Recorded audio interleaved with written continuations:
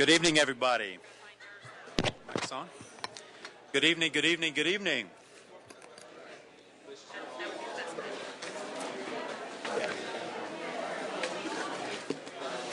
And welcome to this January 27th, 2016 meeting of the Tallahassee City Commission. We're going to call the meeting to order, and if you are willing and able, please join us for the invocation followed by the Pledge of Allegiance. Most gracious Heavenly Father, we thank you for allowing us to assemble here for our first commission meeting of 2016. Help us stay focused on the priorities established for this new year so that we may continue to make Tallahassee a great place. We pray that you will guide us regarding the business that comes before us today. May we be a faithful steward of all that has been entrusted to us. In your name we pray, amen. Amen.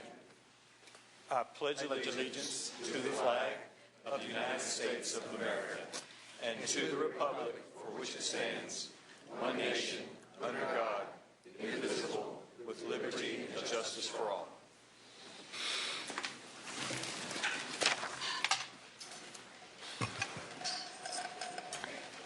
All right, Mr. City Manager. First of all, welcome everyone to this meeting of the City Commission, and Happy New Year.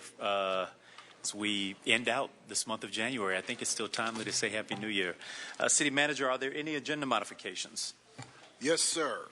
There's one addition to today's agenda, item 5.04, which is a joint city-county proclamation of zero snow tolerance in Tallahassee, Leon County. Materials were provided for the following items after the agenda went out. Items 13.11 and 13.12. They're both plats. There's one item that received a replacement attachment, that's 9.02. And there's one item that was replaced due to formatting and technical issues, 15.01. All right, thank you very much. Commissioners, will you all please join me at the floor podium for a quick presentation?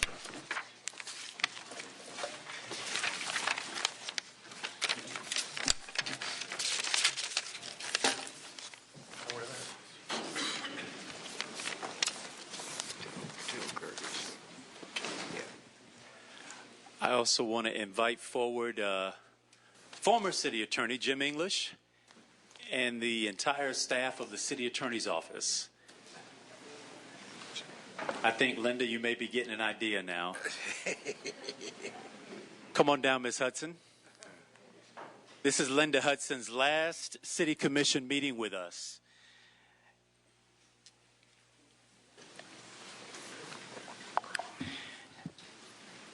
And we all want to be here to recognize you. All right. I have this real honor to present now a proclamation on behalf of the City of Tallahassee, on behalf of your former boss, who you spent a whole bunch of time with, Mr. Jim English, and obviously your new boss, although I believe he works for you, Mr. Lewis Shelley, our City Attorney. And the presentation and the proclamation reads, whereas on June 15, 1993, Ms. Hudson began her legal career with the City of Tallahassee and the City Attorney's Office as an assistant city attorney, training city staff, resolving complex legal transactions, and handling administrative and civil court proceedings pursuant to the Florida Growth Management Act, the Tallahassee-Leon County Comprehensive Plan, which were adopted in 1985 and 1990, respectively.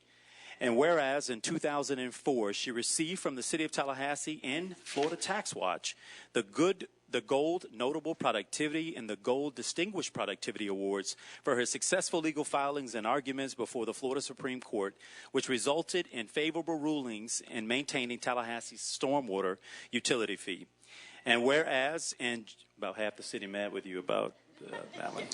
And whereas in January 2008, Ms. Hudson shared, along with other attorneys in the City Attorney's Office, the Tobias Simon Pro Bono Service Award, Florida Bar Presidents, Pro Bono Service Award, Law Firm Commendation, and for the provision of free legal services for the Tallahassee residents. And whereas, because of her consistent provision of well-considered legal counsel, and maintaining the highest ethical standards and being cognizant of needs, welfare, best interests of the city of Tallahassee and its citizens. In 2006, Ms. Hudson was promoted to a senior assistant city attorney, and in 2012, she became the first deputy city attorney for the city of Tallahassee. And whereas Ms. Hudson's dedication helped to successfully advance the completion of many projects, including the Governor Square Mall development for regional impact, the Southwood Planned Unit development and annexation, the Tallahassee Center, and the 2003 recodification of the City of Tallahassee Land Development Code and ordinances, all the exciting legal documents of the city. And whereas she successfully represented the city of Tallahassee in 64 appeals before various courts and tribunals, including the Division of Administrative Hearings and the Florida Second Judicial Circuit Court, the Florida District Court of Appeals, the Florida Supreme Court, and the U.S. 11th Circuit Court of Appeal. And whereas on February 6, 2016, after 22 loyal and hard-working, dedicated legal years of representation and public service to the city of Tallahassee and its citizens, Ms. Hudson will retire as the Deputy City Attorney. Now, therefore, I, Andrew Gillum, by the authority vested in me as the Mayor of the city of Tallahassee, do hereby honor and recognize Linda Russell Hudson for her distinguished service to the city of Tallahassee and its citizens, for her part in making Tallahassee an exciting, interesting, and dynamic place to live and work. And if you don't believe it, we'll just keep saying it. I encourage the citizens of Tallahassee to join the entire Tallahassee City Commission and the city family in commending Ms. Linda Russell Hudson for her dedicated and loyal service.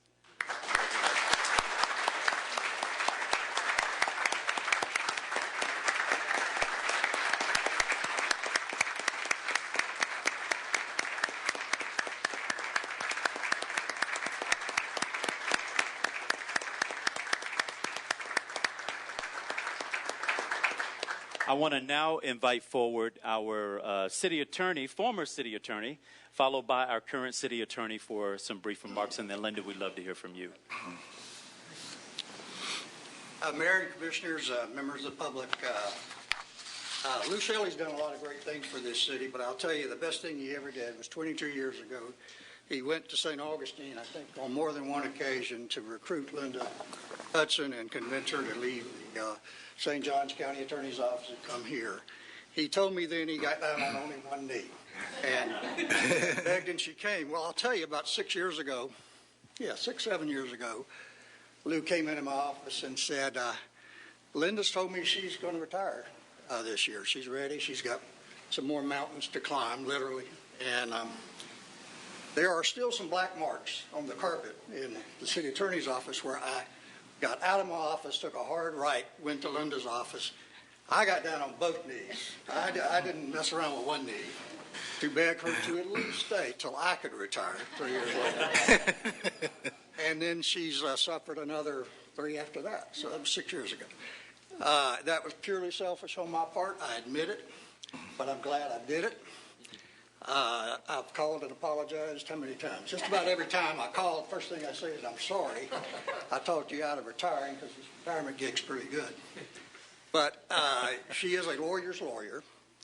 Let me back up and say, it's been 40 years of law practice now.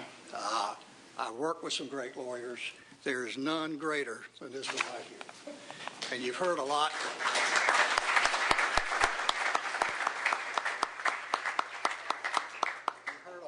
Proclamation about her talent and skill as a litigator. I was going to talk about being a lawyer's lawyer, but you know what that means. When the lawyer gets in trouble, he gets sued personally. The lawyer's lawyer is when he goes hires. And that happened to me on multiple occasions, as it does with y'all from time to time. People will sue the city, and sometimes they'll sue the city attorney personally, which means if you lose, you get to pay personally. So when that happened, I would skid marks again into Linda's office. Please, would you handle this litigation? And she always did, and of course she always won. I think you have some inkling of how fortunate you've been to have her serving our citizens. I wish our citizens had any idea how really fortunate they've been to have her service. with all those skills and all those talents, the other thing is she's just a lot of fun to be around. And when people ask me about retirement, do I miss it? Do I miss the job? No, I don't miss the job at all, but I miss the people. And Linda's one of those people that I miss seeing every day to know what's going on. So thank you very much.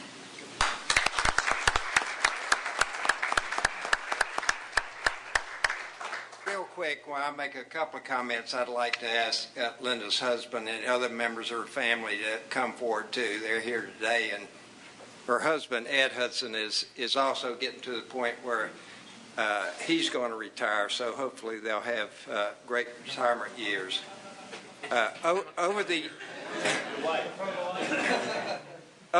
years, I think one of the things that has been remarkable is how other lawyers representing a variety of builders and developers have dealt with Linda and have reported to me what a true professional and problem solver she has been. And she has been consistent in the application of our comprehensive plan and land development code for so many years. And as a community, we have been so lucky to have that consistency and uniform approach. And I know folks like Wayne Tedder and folks in growth management now, Karen, they know that because they deal with Linda literally every day. And so all I can say is she's the best.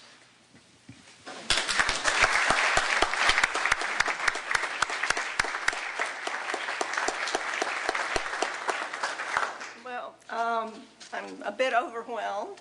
I was not expecting this, but I do thank the commissioners, the mayor, the city manager's office, the city attorney's office for sure.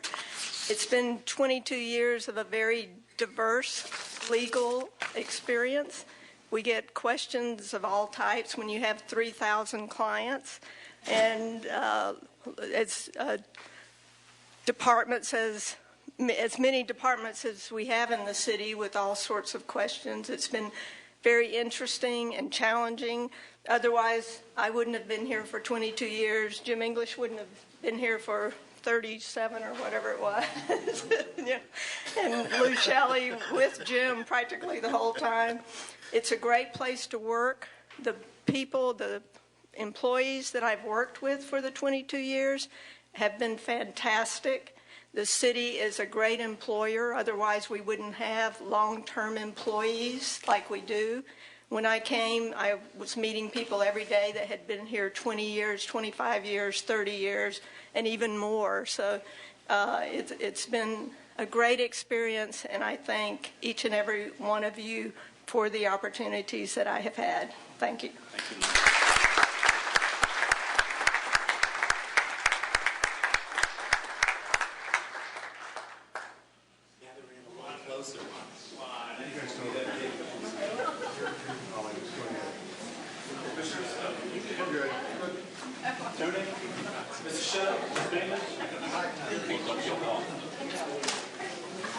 Hey, let's photobomb. Come on.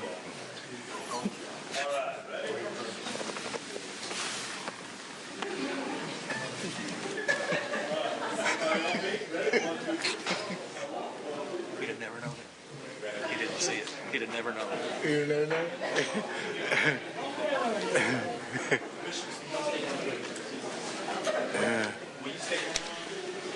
Ed Hudson.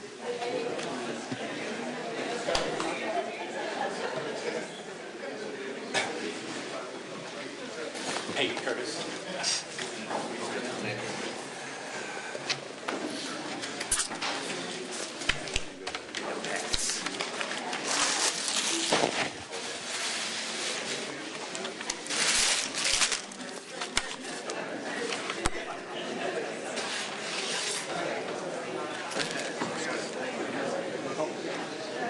I couldn't identify it.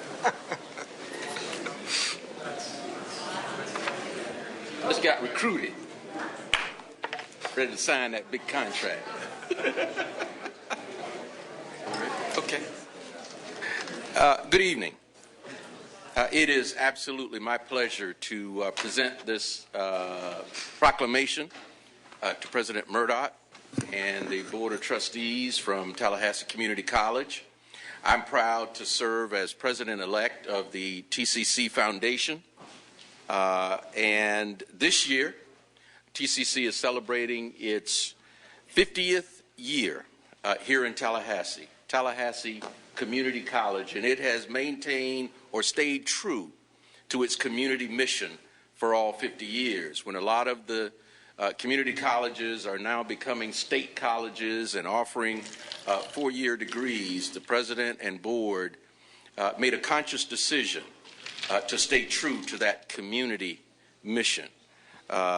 Starting in 1966, serving 698 students out in the country on Appleyard Drive or thereabouts, and today serving over 14,000 students. Woo.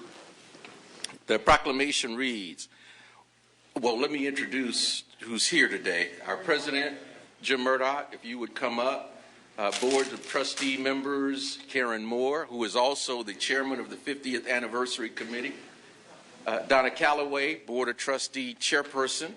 Randy Popel and Jonathan Kilpatrick. I'm sorry, Jonathan.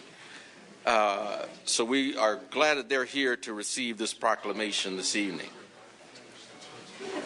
Okay.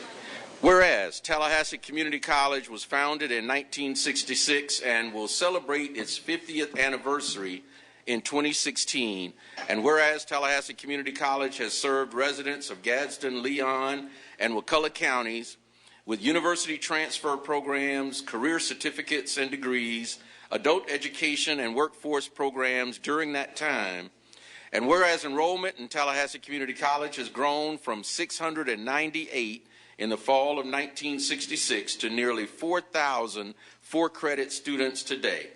And whereas TCC now serves nearly 40,000 people each year in its credit and non-credit programs, and whereas our community has greatly benefited by the increased access to post-secondary education provided by Tallahassee Community College, and whereas Tallahassee Community College is the top transfer school to Florida State University and Florida A&M University, and whereas Tallahassee Community College has contributed greatly to the economic development and quality of life of the Tallahassee community, and whereas a 2013 economic impact study determined that Tallahassee Community College and its students, former students, contribute more than $387 million in income to the regional economy each year, and whereas TCC plays an important role in bringing together education, business, and industry, the nonprofit sector, government, and other key stakeholders in order to foster community-led initiatives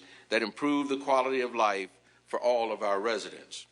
Whereas Tallahassee Community College is one of the top two-year colleges in the nation and a point of pride for our entire community, now therefore be it resolved that the Tallahassee City Commission does hereby congratulate Tallahassee Community College on its 50th anniversary, express its appreciation for the many contributions TCC has made to our city, and affirm our commitment to a continuing partnership with Tallahassee Community College for the future of our students and residents.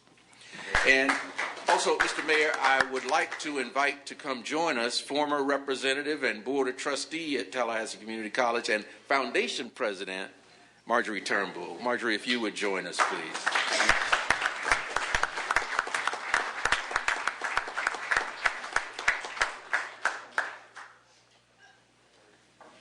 Wow, thank you so much. I will tell you it is humbling, in addition to being an honor, to be serving as the president of Tallahassee Community College as we reach this milestone.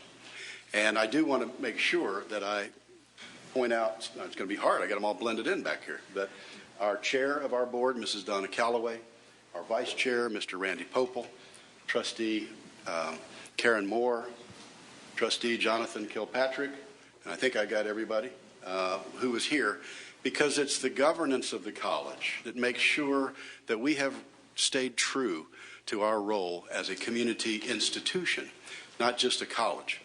It didn't occur to me till I was standing up here looking out at the firefighters and certainly the chief and others, the role that our college plays in our partnership with the city through the Tallahassee Fire Academy, and the training that we provide for the recruits that come to work here in the city, as well as the in-service training that we provide through the college for the folks who work every day to keep us safe and to protect us.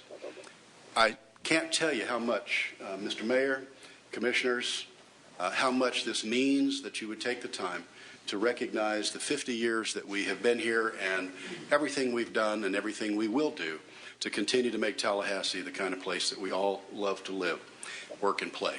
So with that, thank you so much for this honor, and we appreciate you so much for what you do in the community.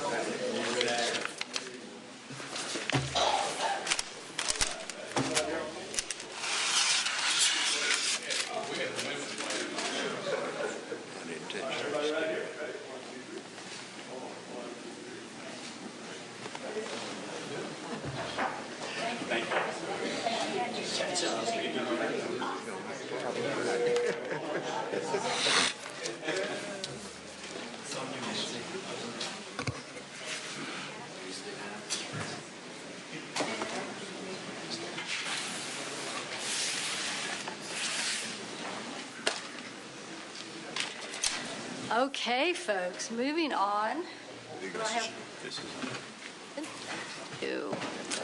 We are on our second presentation, which is listed as second on our agenda, which is all about Arbor Day.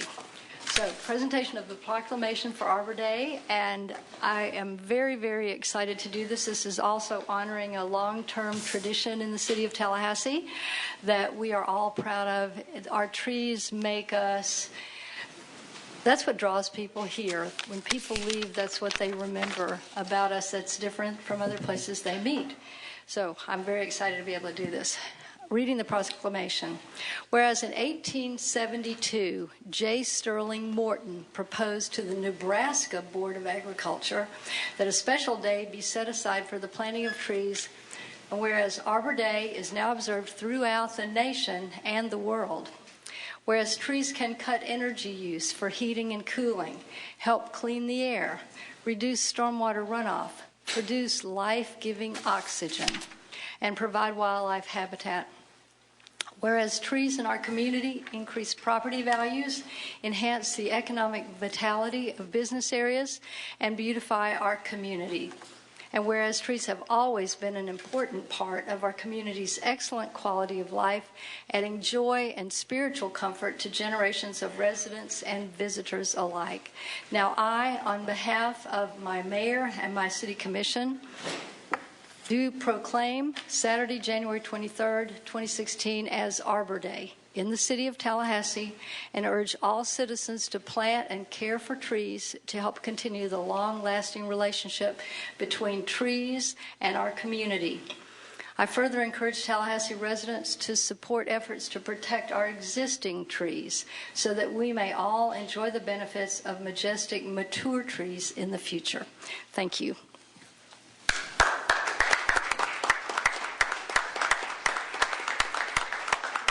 If we had anybody here to accept the presentation. Very good. Here we are. Thank you. Good evening. On my right is Chris Ravel, and he is our urban forester.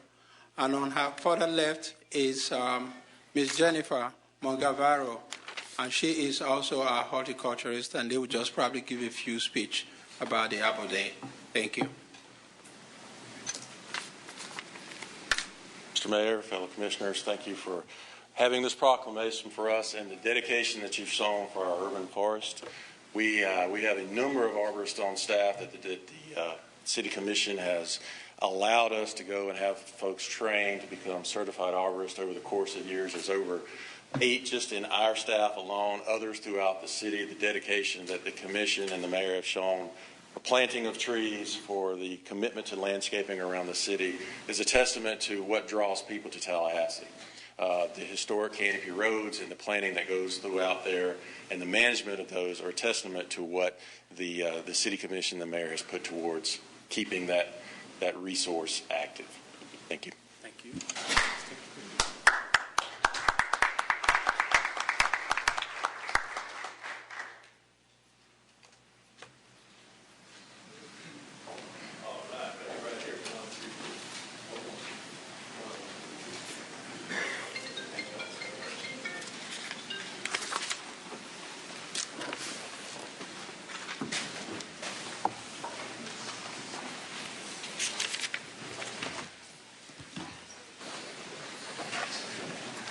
We can get Representative Marjorie Turnbull to come forward for Choose Tallahassee. County Commissioner Marjorie Turnbull, Board of Trustees Marjorie Turnbull. I could go on and on and on. So before I start this proclamation, I've had to defend it on social media already. We know that we cannot proclaim whether or not there's snow. So just as a disclaimer out there, but we thought it was a good idea for those people, especially active seniors that are living in the Northeast, that are currently shoveling driveways and scraping windshields, to know that there is another place they can live. There's a place they can retire to, bring their disposable income, a place for lifelong living and lifelong learning, a place that has outstanding health care and opportunities for learning well into your elder years, like Jim English, who was up here earlier. So we thought this was a good way to let them know. So from the governing body of the City of Tallahassee, a proclamation. Whereas the City of Tallahassee and Leon County are proud to be Florida's capital region, and whereas our community has been widely recognized as an All-America city for the second time in modern history, and whereas our diverse community is not only the political capital of Florida, but also the capital of the quality of life in Florida, and whereas our community's geography allows for a delightful change of seasons among summer, fall, winter, and spring, and whereas we are always ready to welcome visitors, new residents, and new businesses to share this wonderful community with us, and whereas we especially will welcome the 2016 winner of the 2016 Why I'd Love to Retire in Tallahassee, Florida contest, sponsored by Choose Tallahassee, a community-based nonprofit organization, and whereas overly cold winters accompanied by frost, snow, slush, and dreary days and weeks for extended time are commonplace in other regions but are not welcomed here. And whereas snow in measurable accumulations has only fallen on Tallahassee 7 times in recorded history. And whereas we love that wintry snow falls in every state in the continental United States except for Florida. And whereas we want to keep it that way, now, therefore, the City Commission and the Board of County Commissioners hereby jointly proclaim that the City of Tallahassee and Leon County governments impose an absolute ban on snow in the capital region of Florida forevermore. Even a flurry must scurry away. No snow is the law of our land. As in the mythical Camelot now, there is a legal limit to the snow here. It is further proclaimed that snow is officially not welcome in the City of Tallahassee and in Leon County, and we are adopting a zero snow approach to winter.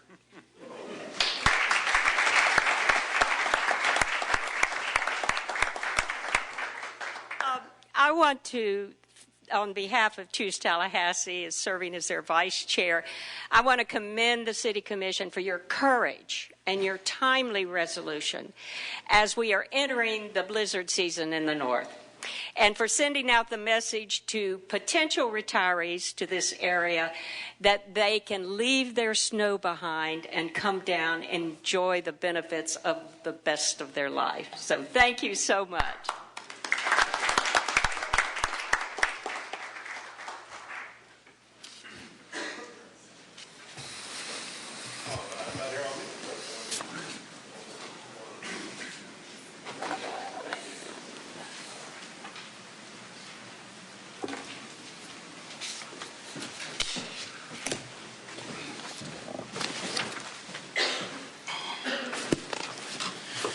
All right. Thank you, commissioners, and thank you for those in the audience who participated. We are now on to citizen input. We do have 30 minutes dedicated at the top of the meeting for any citizens who wish to be heard on agendaed items. We will hear from folks who are here for the public hearing, but that won't be until 6 p.m. So we're now on agendaed items. And Mr. Treasurer Clerk, are there any speakers? Yes, Mayor, we do have about 15 or 20, so if each of them uses their allotted 3 minutes, that would exceed the 30 minutes allotted overall. So if you can make your point in less than those 3 minutes, you'll help a person behind you have an opportunity to speak. And as I call your name, you can come to the microphone to my right, your left. As I said, each speaker will have 3 minutes. There will be a light to your left that's green and will ultimately turn red after those 3 minutes. Our first speaker is Jim Croteau, and then he'll be followed by Josephine Montgomery. Mr. Mayor, since we do have more than might fit, I'll just take them in the order they came. Please. So they won't necessarily all be bunched up by a single item. Mr. Croteau is speaking on 1303, dealing with CHSP. Great. Thank you. Mr. Mayor, Commissioners, I want to thank you for recognizing the need in the Promise Zone and Tallahassee, Leon County, with the extra support that you provided with the two recent grants that we have. For Second Harvest, this allows us to provide 6 million pounds of food to our 11-county region and 3 million pounds of food here in Leon County, Tallahassee area. I just wanted to highlight a couple of the features of our proposal for the Promise Zone to give you an indication of how we're helping you meet your goals. One of the features is to provide an expanded number of community partners. Most of ours are faith-based or nonprofits in the community who can provide food on multiple days of the week and multiple days of the month. We want to be able to expand the offerings so families can get food more than once a month or twice a month in their neighborhoods. The second feature is the establishment of regular mobile pantries where we bring a truck with 8,000 to 10,000 pounds of food to a location that's known ahead of time, and we'll have 150 or 200 folks who come to be able to obtain food. But it also provides us an opportunity to work with other nonprofits and community service agencies such as Tallahassee Utilities, the neighborhood health clinics, Career Source, and Capital Area, Community Action, and other groups, since we'll have an audience, so to speak, who can bring services that can help people look for ways to get out of the cycle of poverty that they might find themselves in. So our being a catalyst for bringing people together, we think will provide a nice model for us to use through the spring into the summer. We want to thank you very much for the contribution. Hope it continues through the future years. And I just want to end with one commercial. We are in the middle of Stuff the Bus, a program that Star Metro is supporting to get food for Second Harvest, and encourage you to participate in that as well. Thank you. Thank you, Jim. Thank you. The next speaker is Josephine Montgomery, followed by Darby Kerrigan Scott and Chris Bush. Thank you, Mayor, City Commissioners, and City Manager for allowing me as a service provider to share my thoughts with you about the Promise Zone funding. Good afternoon. My name is Josephine Montgomery, Executive Director of Living Stones International.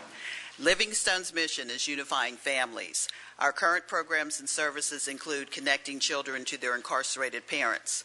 Statistics states that 70% of children will, within their lifetime, go to prison if they had or have one or both parents in prison. How do we prevent this statistic from becoming a reality to our children? We accomplish this by providing quarterly bonding visits for over 300 children to 5 state prisons. Initially, our program started with 8 children, and the demand for caregivers and children desiring to visit with their incarcerated loved ones has swelled. We also manage an after-school program for tutoring and mentoring for the Frenchtown and Greater Frenchtown areas, which is a preventative program. And we can boast that none of the children in our program are part of the juvenile justice system. Even the 300 children we work with for bonding visits has less than a 2% rate of those that are involved in the system. Living Stones also provides reentry to adults and juveniles returning from incarceration to our community here in the Big Bend region, as well as coordinating services for our families. The Promise Zone grant is going to assist Living Stones with our newest program, Parents Engage for Life, helping parents to increase their skills and tools to become more active and engaging with their families. The demand on families is at a critical crossroad, making it increasingly harder for families to master loving their children and providing for them materially due to the poverty levels they find themselves. This funding will open new doors of opportunities for our families. Both Pastor, who's not able to join us because he's driving a van for the after-school program, and I feel a fiduciary responsibility to get our families more engaged so they may be able to become supportive and productive citizens. Thank you for seeing this through by providing the initial seed funding for the Promise Zone, and I look forward to the future with increased funding. Thank you. Thank you. Thank you. Darby Kerrigan-Scott and Chris Bush, I think, are a tag team, and then they'll be followed by Ellen Pikalkevich. Mr. Mayor and Commissioners, I'm here on behalf of the Legal Aid Foundation of Tallahassee. I'm here with our Executive Director, Darby Scott, and a longtime board member and past president, Harriet Williams. We want to thank you on behalf of the Legal Aid Foundation for this funding. I know that we get confused a lot with the Legal Services of North Florida. There are two legal aid organizations in town. Legal Aid Foundation was founded by the Tallahassee Bar Association in 1968 as the pro bono legal aid organization. And the difference between the two has always been Legal Services of North Florida has staff attorneys and Legal Aid Foundation does not. This will be the first time ever in our existence that isn't entirely true, because this will allow us for the first time ever to hire a staff attorney to send them into the Promise Zone area and to do mobile law clinics. To go out to the clients and reach the clients and to better serve the clients that are in need. So I appreciate that. Thank you. Awesome. Thank you, Mr. Mayor, Commissioners. I just want to add that we are so excited for this incredible opportunity in the history of our organization to really, for the first time ever, be able to go out from our doors within the courthouse and go into the community and find folks that we know are there and we know need our services, and to allow them to enforce their rights, the rights we all hold dear. At the end of the day, if you can't enforce them, they're meaningless. So that's so critical, and we're just so thrilled for that opportunity. We hope to be able to address a variety of needs that people will have, legal needs, whether it's the ability to care for loved ones or the ability to make sure your landlord is treating you fairly, things that many of us just take for granted that will have big impact in lives.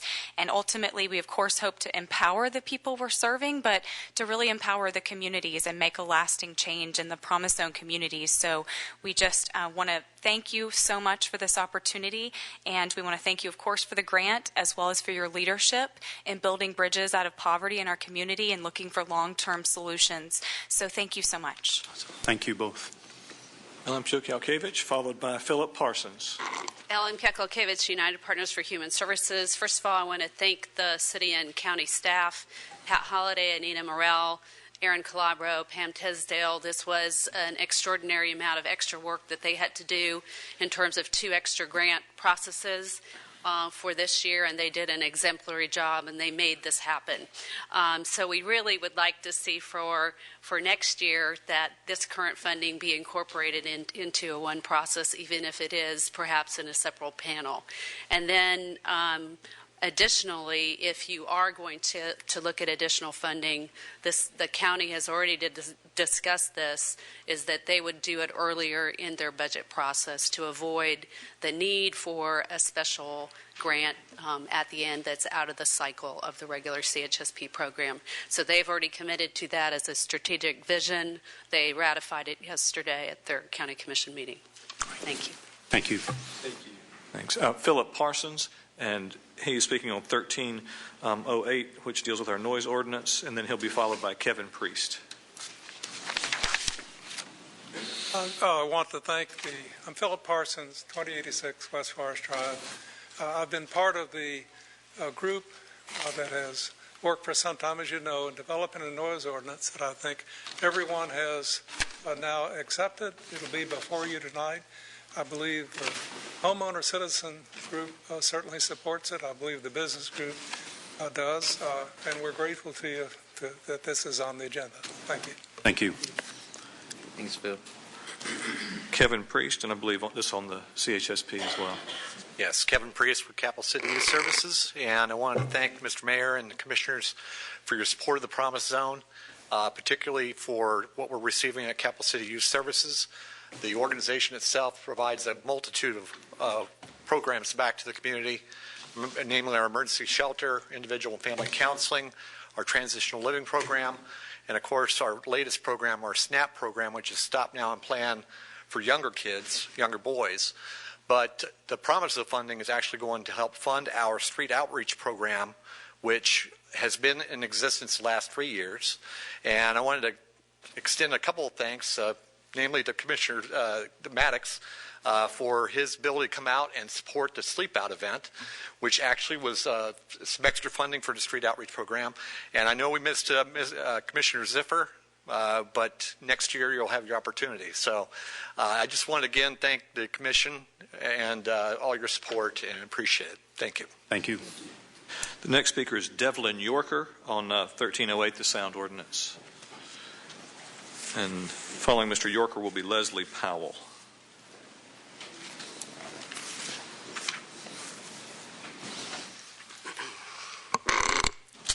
Hello, I would like to thank the Mayor and City Commissioners for listening to the citizens of Tallahassee regarding the noise ordinance that is in place to go to vote today.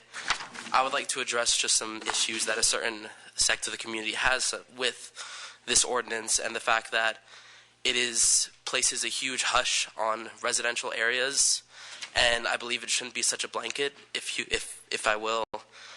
There's a lot of parts of towns that are a little bit noisier than other parts of towns. If you pay attention to the Airport Jackson Bluff neighborhood, it is mainly youth and college kids. And I've talked to a lot of my fellow citizens, and one of the big drawing factors of Tallahassee is the freedom that they can enjoy as young people in this area to leisure as they please.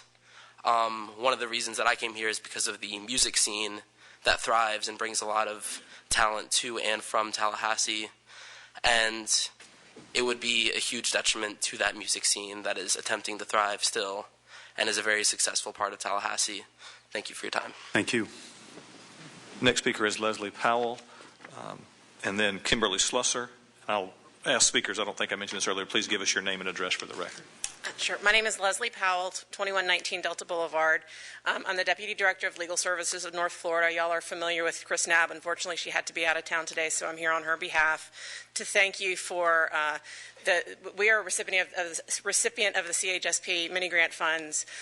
Y'all have been very supportive of legal services, expanding the funding, and this is just another way that's allowed us to expand services within the community, not just to help in domestic violence with helping the victims and helping veterans and the persons with disabilities and the elderly and those populations with special needs, but also just removing barriers to every citizen who may have a barrier that's preventing them from going to work, or maybe somebody who's in a position where this may decrease crime, both in domestic violence and other ways. If they can find a legal solution, then perhaps we're making our entire community better. And again, we're grateful for that. There's still needs out there that aren't being met. This really brought us up to levels prior to the reduction by other statewide funding sources. But we're certainly getting there, and we're looking forward to the upcoming year to work collaboratively with our community partners and with the Commission. Thank you. Thank you. Next speaker is Kimberly Slusser, speaking on the sound ordinance. If not present, then the next speaker is Stephen Martin on item 1307, which is the First Amendment to the Welaunee Amended and Restated Urban Services Development Agreement. Realize nature isn't here tonight. I had an overhead I wanted to put up, but you're short on time, so would that take more than a second to do? If it would, you don't need to. But I have something I wanted to show. All right, Stephen Martin, 2625 Stonegate Drive. I've spoken before. I don't think it surprises anybody to hear me in here talking about Welaunee.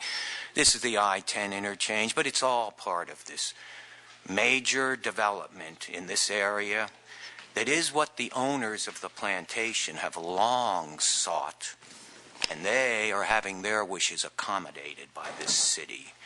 But I'm not sure the people who live around there and are going to be impacted by this more than everyone, including the owners of the plantation, who most don't even live here anymore, the people who are benefiting from this. And those that do aren't here much of the time. And when they are, They're thousands of acres away from this. There's other people who are a lot closer to it. Earlier, we heard the Arbor Day proclamation. I am one person in this room who doesn't take the city's commitment to be very sincere.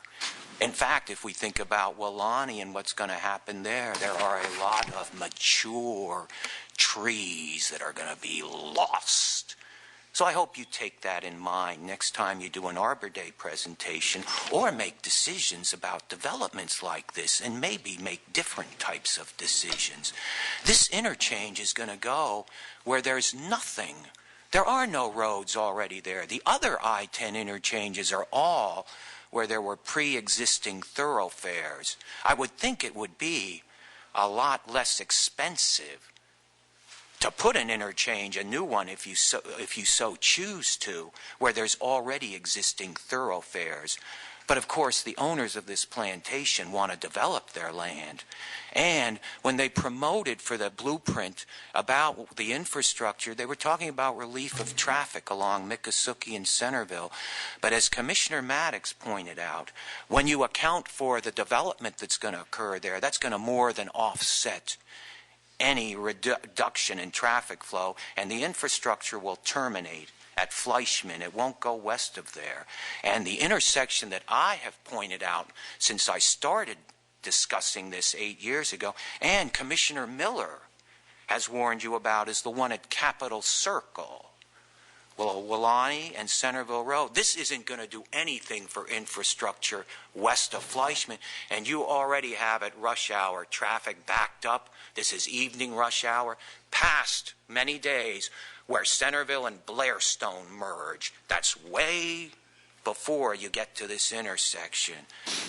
So I am pleading with you, please reconsider this. I know the owners of the plantation want this, but I question whether, if there's a need for an intersection, whether this is the best place to put it versus where there's already pre-existing roads.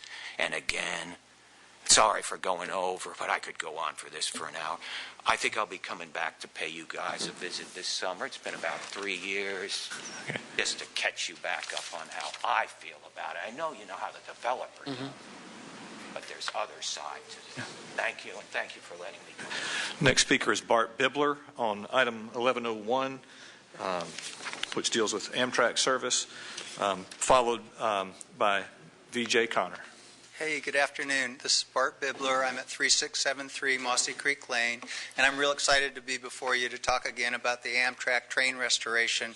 3 years ago, I came before you, and you passed a resolution in support of restoring the service, and you agreed it wasn't just going to be passing a resolution, you were going to join in the campaign to get it back restored. About 2 years ago, we held a big rally and had two different Zydeco bands, one at Railroad Square and one at the Moon in the evening. A year and a half ago, Commissioner Miller and I went and attended the Mayor's Summit in Mobile, Alabama, and a number of mayors all along the route joined to get this passenger rail restored. Of course, it got knocked out by Hurricane Katrina way too long ago.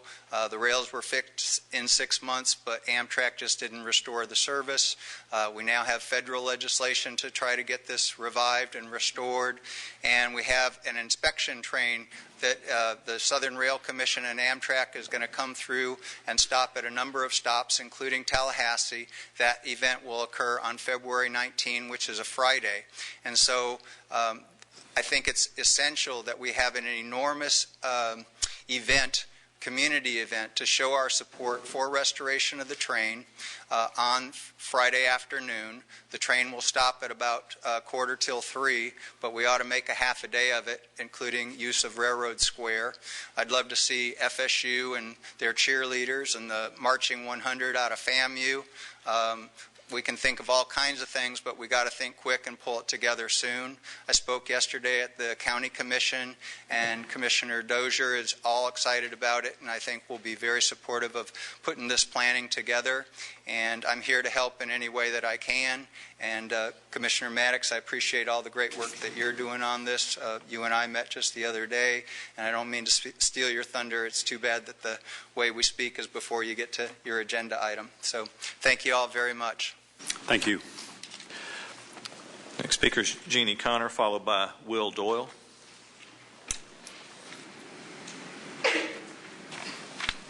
Hi, I'm here to speak on 1308, the sound ordinance, and I'm Jeannie Connor, and I live at 534 Oakland Avenue. Thank you all so much for bringing this up for discussion today. Before I say what I really want to say about that, I want to say bring back the train. I love that train.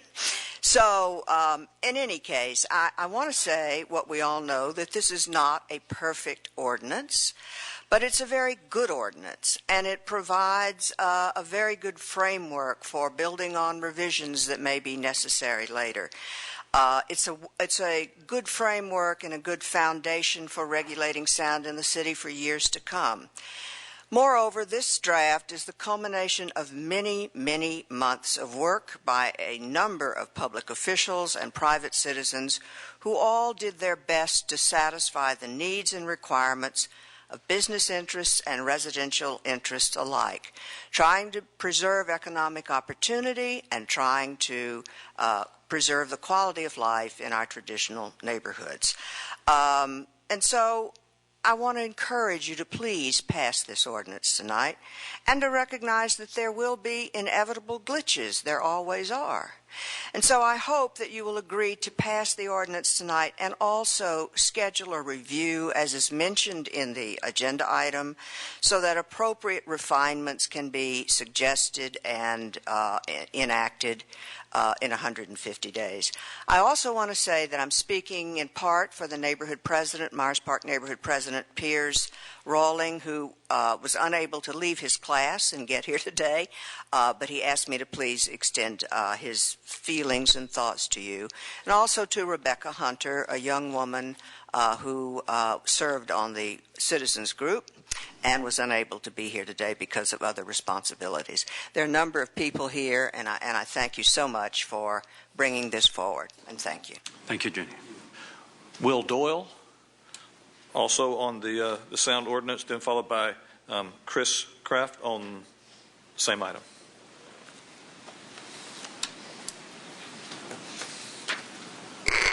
Hi, and good afternoon. I'm a student at Florida State, and I'd just like to speak about the possible glitches that were just brought up about this noise ordinance. There's a neighborhood off Jackson Bluff Road where all of the music venues that promote local bands who have toured, put out records, and bands that are coming up who hope to do that someday, play shows. And it's a neighborhood that's primarily made of students. I hope to come to a compromise where we can fix this so that the bands may still be intact, because where would a band play if there were no venue? And where they practice if they weren't allowed to practice? So that would stifle the culture of the Tallahassee local music scene, and I would hate to see that happen. That's primarily why I came here. That's primarily why a bunch of my friends came here. So I respect what you have drafted up, but I just propose some sort of an addition of a neighborhood that has a thriving scene which deserves to go on for the number of years that it does. Thank you. Thank you. Next is Chris Kraft and then Dan Gilbertson. And I think that will get us close to our 30 minutes, Mayor. We'll only have 2 or 3 other speakers if you wanted to take them. Hello, Chris Kraft, resident of Tallahassee Center and also a member of the board at Clayman Plaza. Just want to reiterate what Jeannie said. There's been a lot of work that has gone into the noise ordinance, both on the neighborhood associations and the neighbors, as well as the business owners. One of the groups that may have been a little forgotten in it were the downtown residents, such as myself. And just want to say that I'm in favor of it as drafted by your staff. I want to thank Commissioner Ziffer for getting involved and putting your money where your mouth is when you said something had to be done with it. I think that as written, it is a great place to start. And again, want to thank everybody for working hard on it, and ask you again to please vote for it as written. Thank you. Thank you. Next speaker is Dan Gilbertson and then Barry Bumgarner.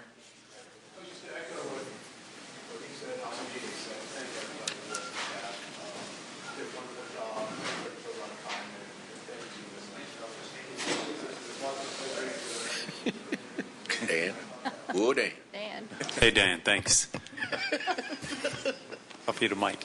Since that wasn't picked up by the microphone, for those who might not have heard it, those were remarks in support of Ms. Connor and Mr. Kraft and previous supporters of the ordinance. Barry Bumgarner. We may make it, Mayor, within 30 minutes. Then next would be Robert Clay. Barry Bumgarner, 502 West Jefferson. I think Mr. Kraft mentioned one of the things that I have been concerned about all along is the protection of the downtown residents.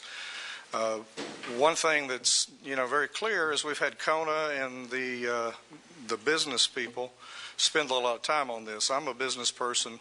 I have different interests than most of the other business people that have been involved in this. My interest is downtown residents, and unlike the young gentlemen that were up here speaking earlier, they're concerned about noise being too restricted in their neighborhood.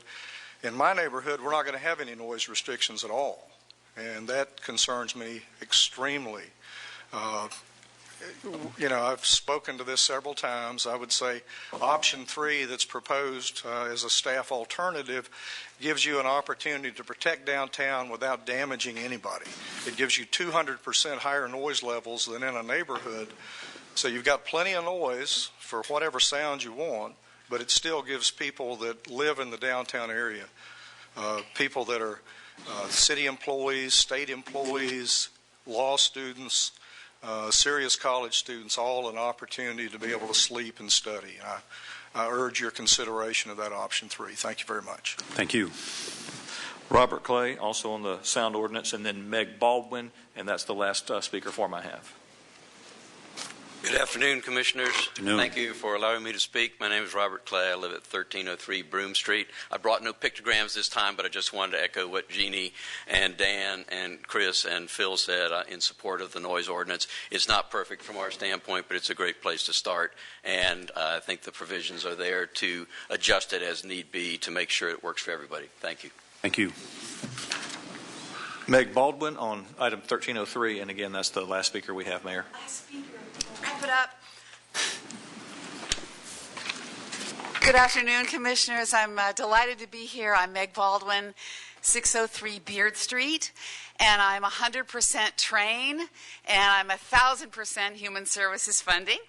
I'd like to express our Refuge House appreciation for the city's increased funding to human services programs this year, and a special thanks for Refuge House being recommended to receive additional funding through the CHSP mini-grant process.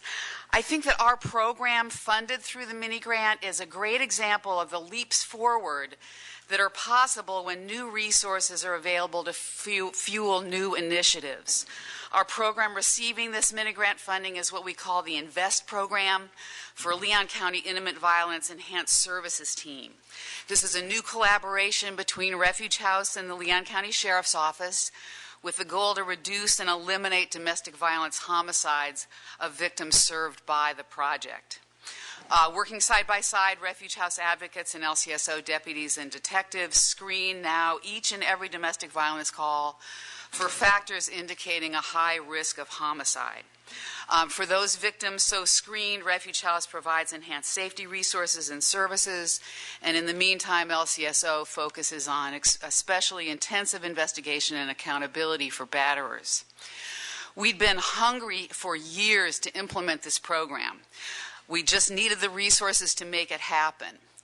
In the 17 other Florida counties where this protocol has been implemented, domestic violence homicides have not only been reduced, but dropped to 0 among those victims receiving these services. When we initially submitted our CHSP application for our INVEST project back in March 2015, we projected that we would screen in about 150 high-risk victims for enhanced services in the first year of this project. In the first 6 months of operating the program on reduced funding, we've already worked with 254 victims at high risk of murder. With the need for services more than tripling our initial projection and our initial application funding only 1/3 of our request, this mini grant gives us needed muscle on the bone so that by the year's end, our project will have reached over 500 people who could otherwise become tomorrow's headlines.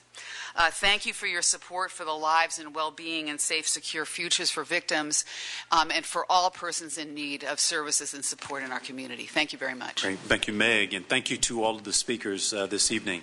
Commissioners, we're now at the point of consent. Move consent. There's a motion and a second to approve consent. All those in favor, let it be known by saying aye. Aye. Those opposed, no.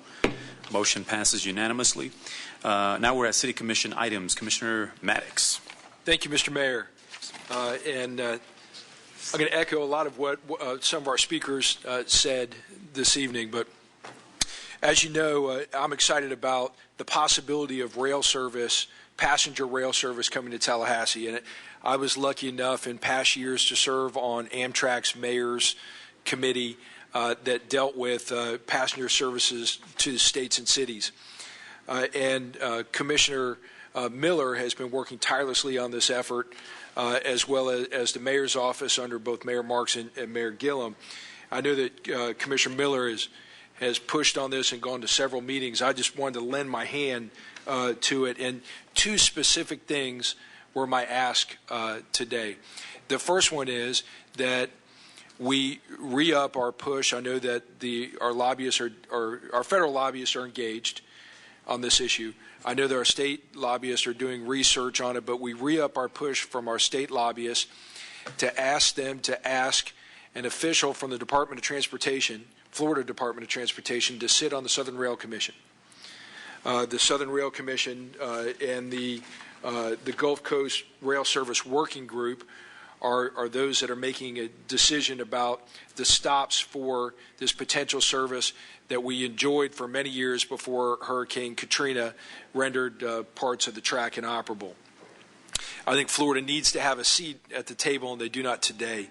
And the second part is there will be a test ride of this route that will go from New Orleans, Louisiana, to Bay St. Louis, Mississippi, Gulfport, Mississippi, Biloxi, Mississippi, Pascagoula, Mississippi, Mobile, Alabama, Atmore, Alabama, Pensacola, Florida, Crestview, Florida, Chipley, Florida, Tallahassee, Florida, Madison, Florida, Lake City, Florida, and Jacksonville, Florida. It will come through, this will be on February 19th, and will come through Tallahassee. Like the speaker mentioned earlier, what I would like is to ask if the city manager can coordinate an appropriate response that we could have at the station, perhaps at Railroad Square, that would let the folks in the working group and the Southern Rail Commission know that Tallahasseans would love to be able to take the train either to Jacksonville or perhaps Orlando, but definitely to New Orleans. Second. So I would move that we direct the manager to make preparations for that. We're on a short time frame, and that we direct our lobbyists to approach the Florida Department of Transportation about being part of the Southern Rail Commission. Right. There's a motion and a second, Commissioners, on that item. Commissioners, I also asked our staff pull together a report, an accounting of what previous Mayor Marks, Commissioner Miller, and others have done over the last several years on this item. And I did want to update you that we have been pushing for former Mayor Marks to also be part of the Gulf Coast Rail Working Group that was created out of the transportation legislation that passed. Former Mayor Marks, very passionate on this issue and frankly has a lot of national contacts that hopefully may land us a seat. That seat doesn't have to go to a Floridian, but we'd like one. And in fact, we think it'd be great if it'd be a former mayor of this city. And so our lobbying team is also working to square that up. Commissioner Miller. Well, I did just want to, first of all, thank you, Commissioner Maddox, for following up on this. I'm really excited to see it coming back in full force. And I wanted to say to the public that this inspection train route, which goes from New Orleans to Jacksonville with the stops that Commissioner Maddox mentioned, will stop in Tallahassee on the 19th at 2:30. 2:45 in the afternoon. And I know from past experience when we had the rallies and the press conferences that were extremely well attended, great coverage in the Democrat. There were a lot of folks in town, and just as you could see from tonight, the folks that stood up and said, in addition to their comments, how excited they were to hear this. If we can get folks down to the train station and have a rally and really show the folks on the train that are traveling through, doing their inspections, how enthusiastically we're embracing the return of the service. So I'm really excited that Commissioner Maddox has made the ask and the motion that we begin to organize some press releases to let people know about this, and also a press event, and that we do get all of us back up to speed, back on the train, so to speak, so that we can be real enthusiastic about moving forward. Great. Thank you very much. Commissioner Richardson. Thank you. I wanted to thank Commissioner Maddox for the work that he has done on this. He's certainly done a yeoman's job, as well as Commissioner Miller, but I also wanted to thank former Mayor Marks for the work that he has done to help move this forward as well. He has been a champion of this project for the city of Tallahassee, and I wanted to thank him publicly for what he's done as well. Here. Amen. Commissioners, there is a motion and a second. All those in favor, let it be known by saying aye. Aye. Those opposed, no. Motion passes unanimously. Could I add one Yes. thing? I would also like to thank Bart Bibler, because he is the person who originally brought this to us several years ago and has continued to follow through as we've gone along. Awesome. Thank you very much.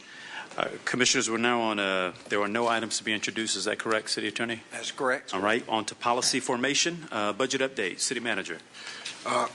Mayor, Commissioners, item 1301 is the 2016 first quarter budget update. We're presenting your first quarterly budget update for fiscal year 2016. This update will be used to promote dialogue on the budget among commissioners and increase participation by the public. The year-end estimates allow for timely adjustments to the budget and help us and you meet our goal to make the budget process more transparent.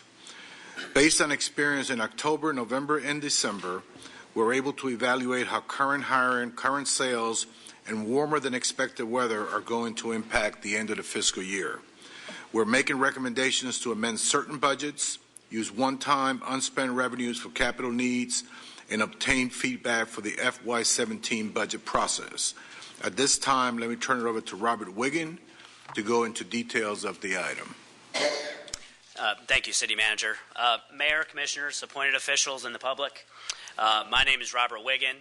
I'll be leading our efforts for the new Office of Financial Management. One of our first orders of business is developing the budget update for fiscal year 16.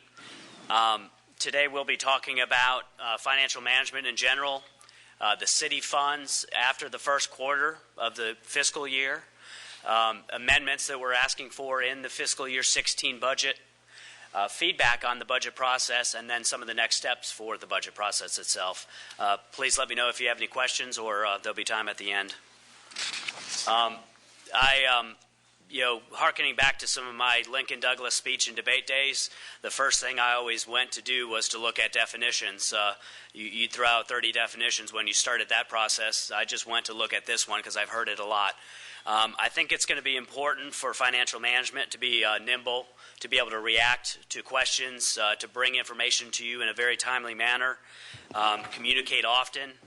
This budget update process is our opportunity to do that on a quarterly basis. I also think we'll be doing it on a monthly, daily, and hourly basis with the public as they have questions, so that we make it a more transparent process. The departments in the city and financial management work together to look at what happened in October, November, and December. We know about utility sales and what happened in that first quarter. We know about hiring and where we are with the hiring process for police officers. We know that certain expenses are going to gear up for very seasonal efforts that we make in Parks and Rec and in other departments. We have scheduled maintenance outages that are still yet to come. So we looked at the known entities that we could define in that first quarter and are bringing those back to you to discuss. It's on my mind because in about 12 days I'm going to run the Tallahassee Marathon. So I'm kind of looking at it as a parallel to what we're going through here. We went through a 16-week training plan, which I've done. You did that with the fiscal year 16 budget. It was very painful for me and injurious for me. Maybe the same for you, but hopefully not as much as running that many miles. But now that you have a budget plan, it's time to evaluate race day, and that was the beginning of the fiscal year. We've gone through the first quarter. If you divide the marathon into 4 quadrants, we're into the first 6.5 miles. You check your nutrition, you check the weather, you check how you're feeling. And you know that there's a lot more to come, and so you meter what your strengths are over that time period. Those are the pictures of what you will see for the Tallahassee Marathon in a few weeks outside the back door of our City Hall also. That'll be a fun event. As far as the budget status and amendments, the general fund is a very important area that we've talked about in the past and that we need to address. First quarter trends indicate that at the year end we will have unspent revenues. The police department has known positions that they are not able to hire until those officers are trained. We know how to quantify that amount of salary for the 6-month period and then for the 9-month period.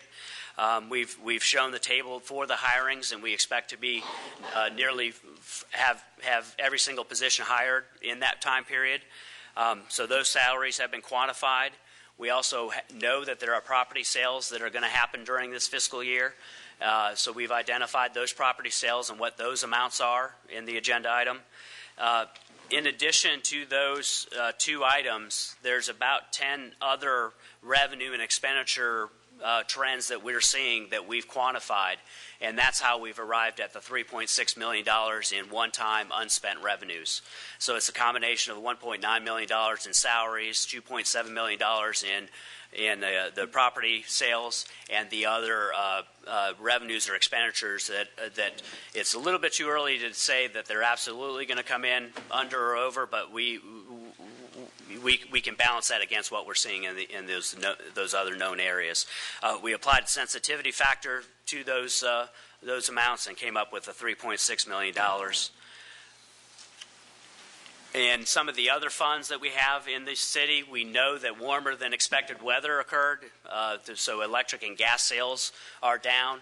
We also implemented fuel reductions in both those areas, and so we're asking for amendments to those budgets to reflect those amounts. Solid waste is experiencing revenue impacts. They have a rate study in process to evaluate how to handle that for year end. We'll bring more information back to you as that rate study progresses. The underground utility went through a bond refunding process after the fiscal year appropriation. Part of that process was then to say, okay, based on the bonds that we have refunded, where do we want our priorities to be? And so we're presenting a revenue neutral shifting of projects from water and sewer to water, and those are in the attachments that we provided. A couple other de-obligations or housekeeping issues.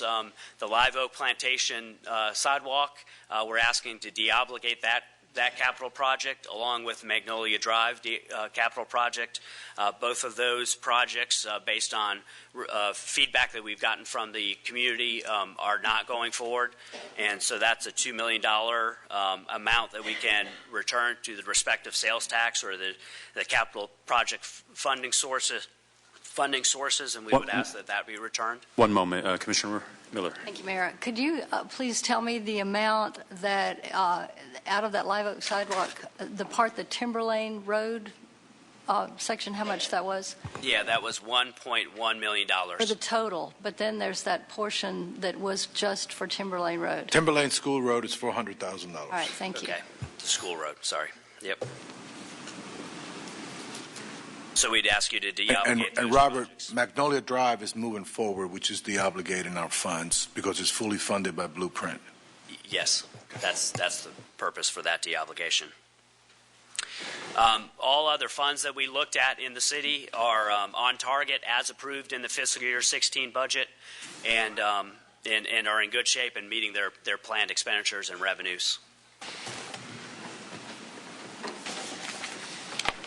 Some of the next steps that we would want to talk about, as far as the budget process goes, we know that commission priorities have been established.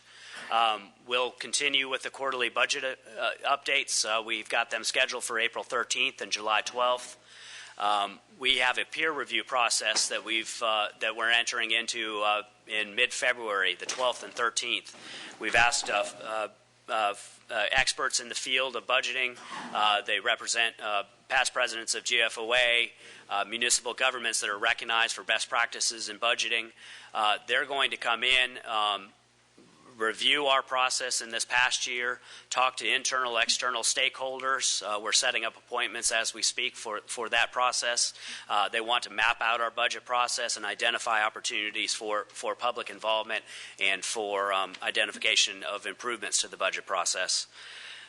We're also going to go through a review of the reserve policies and then ask for feedback from the departments on financial management support needs, ensuring that we're not duplicating services that they're already involved in. As we look at the landscape, we know that application development now is done by users as the application's released.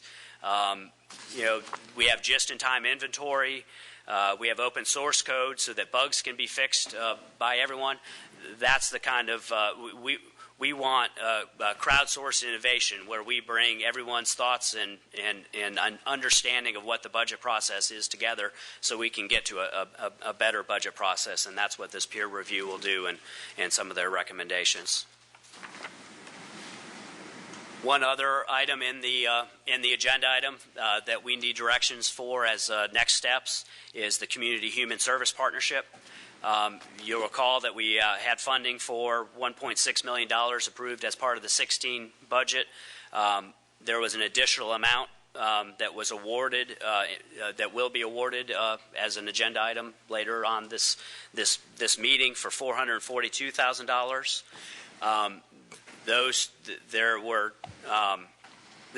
We'd ask for direction on continuing additional funding, doing a partial year funding, annualizing that funding, and also feedback on continuing the mini grant and the Promise Zone processes for those awards. So for actions and feedback from this agenda item, if you would accept the fiscal year 2016 first quarter budget update as presented, authorize all first quarter budget amendments and de-obligations as detailed in the report, and then provide any direction for future quarterly budget updates. I'd appreciate that. One other thought that I've kept in mind is we need to have balanced versatility in how we're developing this budget. Part of my understanding of balanced versatility is if you communicate diplomatic with some folks, there's a belief that you're hiding something. If you communicate bluntly with others, then they don't think that you've considered them or are not taking them seriously. So we're looking for a sweet spot in there when we talk about the budget, so that we have that balanced versatility of talking directly to folks who want to hear about the budget simply and directly, and those that want to understand some of the deeper decisions that are involved in the budget. And if there are any questions, I'd be glad to try to answer them. Great. Commissioner Miller? First of all, I want to say thank you very much for the entertaining analogy, because that did give some life to otherwise fairly dry pages of numbers. I wanted also to thank you and thank the manager for the concept of the peer review. I thought that was an absolutely brilliant idea to bring professional folks who look at budgets to come in and give us some analysis. And also I wanted to congratulate you for fully funding the deficiencies fund, and also recommending that we go back to what we do normally when we have some sort of extra cash, which is to put it in general government capital improvement so we can go back to begin to pave our city's roads again. Commissioners, I would like to ask you to consider one thing, and that is in regards to Timberlane School Road. You may remember that when we action plan on the Market District sense of place was developed, it included Timberlane School Road, and also the Tiger Grant in that area included work on that. And we own half that road. The county owns the other half. And the county, in good faith, watched us allocate money for our half and then made the decision to go ahead with their half, which they have completed. So I would appreciate, given the fact that we are defunding a significant amount of money, the $2 million, that we put $400,000 on finishing our half of Timberlane School Road. That was one thing. The second thing I wanted to mention, in regards to the CHSP, do you want to just discuss that and then begin to talk about CHSP? Okay. Any comments? Is that a motion? Yes, sir. I'll second that. Motion and a second. Commissioner Richardson. I was going to make the motion, so I second it also. Great. Commissioners, we'll take that item, and Commissioner Miller, I yield back to you. All those in favor, let me know by saying aye. Aye. Aye. Those opposed, no. Motion passes unanimously. Commissioner Miller. On the CHSP program, I'm really excited about the feedback that we've had here tonight. I'm really excited about the workshop we had this afternoon. And I think that as it appears that this is going to be a real successful approach, I'd first of all like to ask the county, our city manager, to give us an explanation of the county's action, and also to ask him to give us a recommendation about, in regards to that, as far as how we line up in the future. And if this proves to be successful, then I would suggest that one of the things we consider doing is increasing the CHSP what's available to them by an additional $400,000, and which doubles the $400,000 that's to the area right now. And on the next cycle, we have $800,000 without taking away from the other CHSP funds. And I know we're going to probably have a greater discussion on this, but that's just my reaction listening based on today's discussion and looking at the success rates that our nonprofits are having. I mean, it's just phenomenal, and what they are doing to help folks. I'd really like to be able to send more money their way. And that is not in the form of a motion. Right. That's just a comment, because I know we're going to get to the CHSP. That's in regards to the future. Yes, I'll review the minutes of the county action and bring back that and the discussion about the timing. Okay. Great. Thank you. Commissioner Maddox. I just want to commend our budget staff and the manager for what is going to be a much, much more transparent process. I think the public will know every step of the way about budget decisions. We'll have all the information given to them just like it's given to us, and I think it's going to result in a very good process. Thank you, Commissioner Richardson. Thank you, Mr. Mayor. I certainly want to echo Commissioner Maddox's comments, but to add that, during that budget process, without fail, wherever I would go, one of the complaints that I heard from citizens was the fact that our budget wasn't transparent.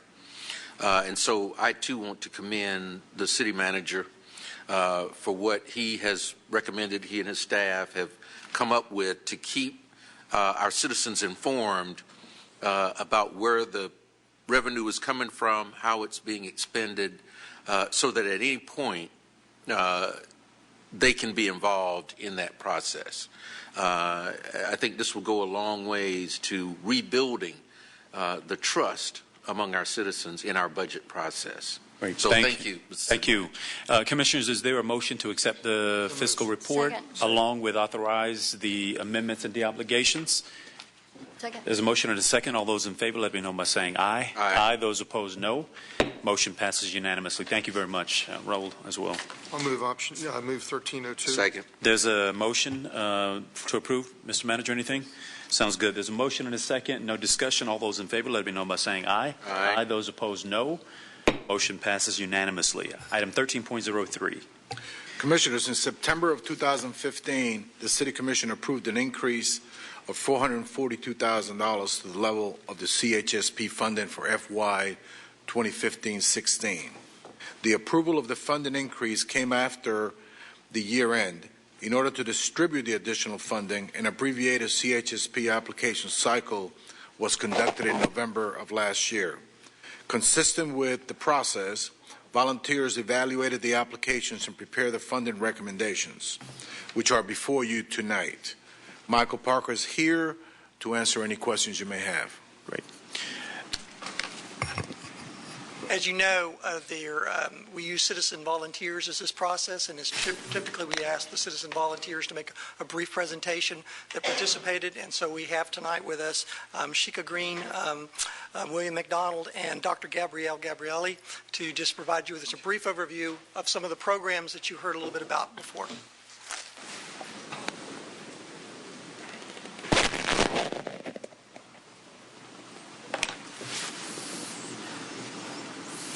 Good afternoon, Mayor Gillum, commissioners, staff. It's my pleasure to come before you again. Sheikah, good to see you. It's Sika. Yeah, it's okay. I'm Sika Rose Green. I reside at 4799 High Grove Road, and it is my pleasure to be before you to give the recommendations for not only CHP but also the Promise Zones.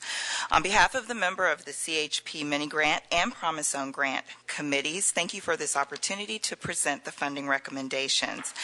By way of summary, during the 2015-16 budget process, City Commission allocated an additional $442,651, while the Leon County government allocated an additional $264,973 to support human services in this community.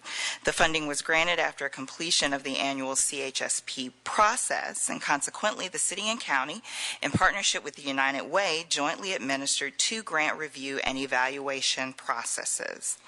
Using an abbreviated version of the CHP process, 2 citizen review teams were formed, the CHSP Mini Grant Committee and the Promise Zone Grant Committee. It is important to acknowledge that 21 Citizens Review team members donated approximately 420 hours of service during the Christmas holidays, and this is in addition to the number of hours that was donated in the original CHSP process. Dr. Gabrielli, will give a listing of the volunteers and their organizations. Thank you. Good evening. Thank you. We want to thank all of the volunteers who took of their time, their energy, and provided their talent for this very important process.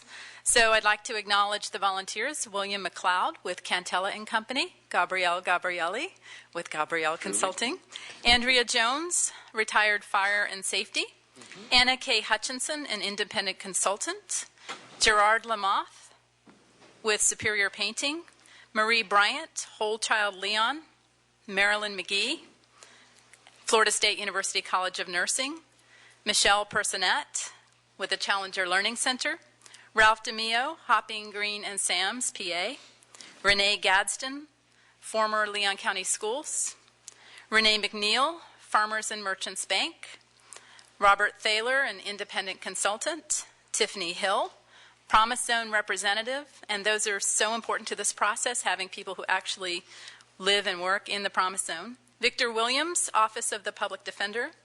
Sheikah Green, Florida Housing Finance Corporation. Calvin Melton, Downtown Chiropractic. Connie Ruggles, retired from the Agency for Healthcare Administration. Devin Merritt with Capital Medical Society Foundation. Elizabeth Chambers with Beavis Funeral Home. Greg Cowan, a finance consultant, and finally, Jackie Steele with the Florida Commission on Human Relations. Thank you. Thank you. Thank you. Thank you, Dr. Gabrielli. So prior to your vote, William McLeod will share a few highlights of the Promise Zone Committee, and I will report the recommendations of the CHSP Mini Grant Committee. In reference to the mini grant, a total of 46 agencies submitted funding requests for 54 programs. The funding request totaled $1,369,731, which is 6 times greater than the available funding of $226,973. Overall, composition of the mini grant committee was 43% African Americans, there were 3, 57% 57% white, there were 4, 43% male, and 57% female. The recommendations of the mini-grant committee include 9 agencies, some of which you heard from earlier, giving you their thank yous, and programs as follows. The shelter, 24-hour services, the emergency shelter. Big Bend Homeless Coalition, the Hope Community, Shelter for Homeless Families. America's Second Harvest, Food Bank Operations. Capital City Youth Services, Someplace Else Shelter for Youth. Refuge House, Enhanced Service Team, Leon Invest, a collaboration of services for domestic violence victims at risk of fatality. ECHO, Emergency Resources Program, which is basic needs such as food, baby formula, and the like. Children's Home Society, Treehouse, Emergency Shelter for Abused and Neglected Children. Elder Care Services, In-Home Services for the Fragile Elderly. And Legal Services of North Florida, Legal Services for the Poor. Now, William McLeod will present the recommendations of the Promise Zone Grant Committee. And before I sit down, again, I have to say it was my absolute pleasure to serve in this capacity as I do every year. And we just appreciate you entrusting in the citizens of this community to help determine where our funding goes to help fund the needs of this community. Thank you. Thank you, Sika. Good afternoon. Good afternoon. The overall, we had a 14-member Promise Zone committee. The overall composition was as follows. We were 50% African American, 50% white. We had 9 women and 5 men. Included in our numbers, we had 4 members that either lived in or were raised in the Promise Zone. And them being a part of the committee was invaluable. They gave us insight into the needs of the residents of that community, or those communities. One of the things I'm sure you're quite aware, the Promise Zone has a lot of challenges, one of which being that 51.6% of the residents in the Promise Zone are below the poverty line. That number is 3 times the state of Florida's number. Okay? We had 24 agencies submit 25 programs for funding, totaling roughly $2.4 million. This exceeded, of course, the $480,651 available. The following were the recommendations of the Promise Zone Committee. American Second Harvest, Promise Zone Family Services, expansion of food outreach into area churches, community centers, and schools. Boys and Girls Club, Summer Program Initiative, full-time summer program for youth ages 6 through 15. Boys Town of North Florida, Care Coordinated Services, intensive in-home services to at-risk youth and families. Capital City Youth Services, Going Places Street Outreach, targeting homeless youth, including youth affected by sex trafficking ages 6 to 21. Capital Medical Society, their We Care Dental Network, providing dental network care for the residents. Children's Home Society, Children's Screening and Intervention, early intervention at-risk children ages birth to 4. Legal Aid Foundation, pro bono legal services for the poor. Living Stones International, Parenting Engagement for Life, targeting children and families impacted by incarceration. Oasis Center for Women and Girls, which is Girls for Change, Girls Circles, Personal Development for Girls ages 5 to 18, and Professional Opportunity Programs, POPs, Employment, Academic, and Enrichment Services for at-risk youth ages 13 to 19. I would like to, of course, echo Sika's remarks in terms of I love doing this, the service, and appreciate your insight and your wisdom in doing what you do. I'd also like to make a special note and thank staff for the hard work they did, especially for this during the Christmas season. And that ends our presentation. Thank you. Thank you very much to Gabriella, Dr. Gabarelli, Sika, Shika, Green, and obviously you, Mr. William McLeod, the softy at heart. Always good to, at heart, right?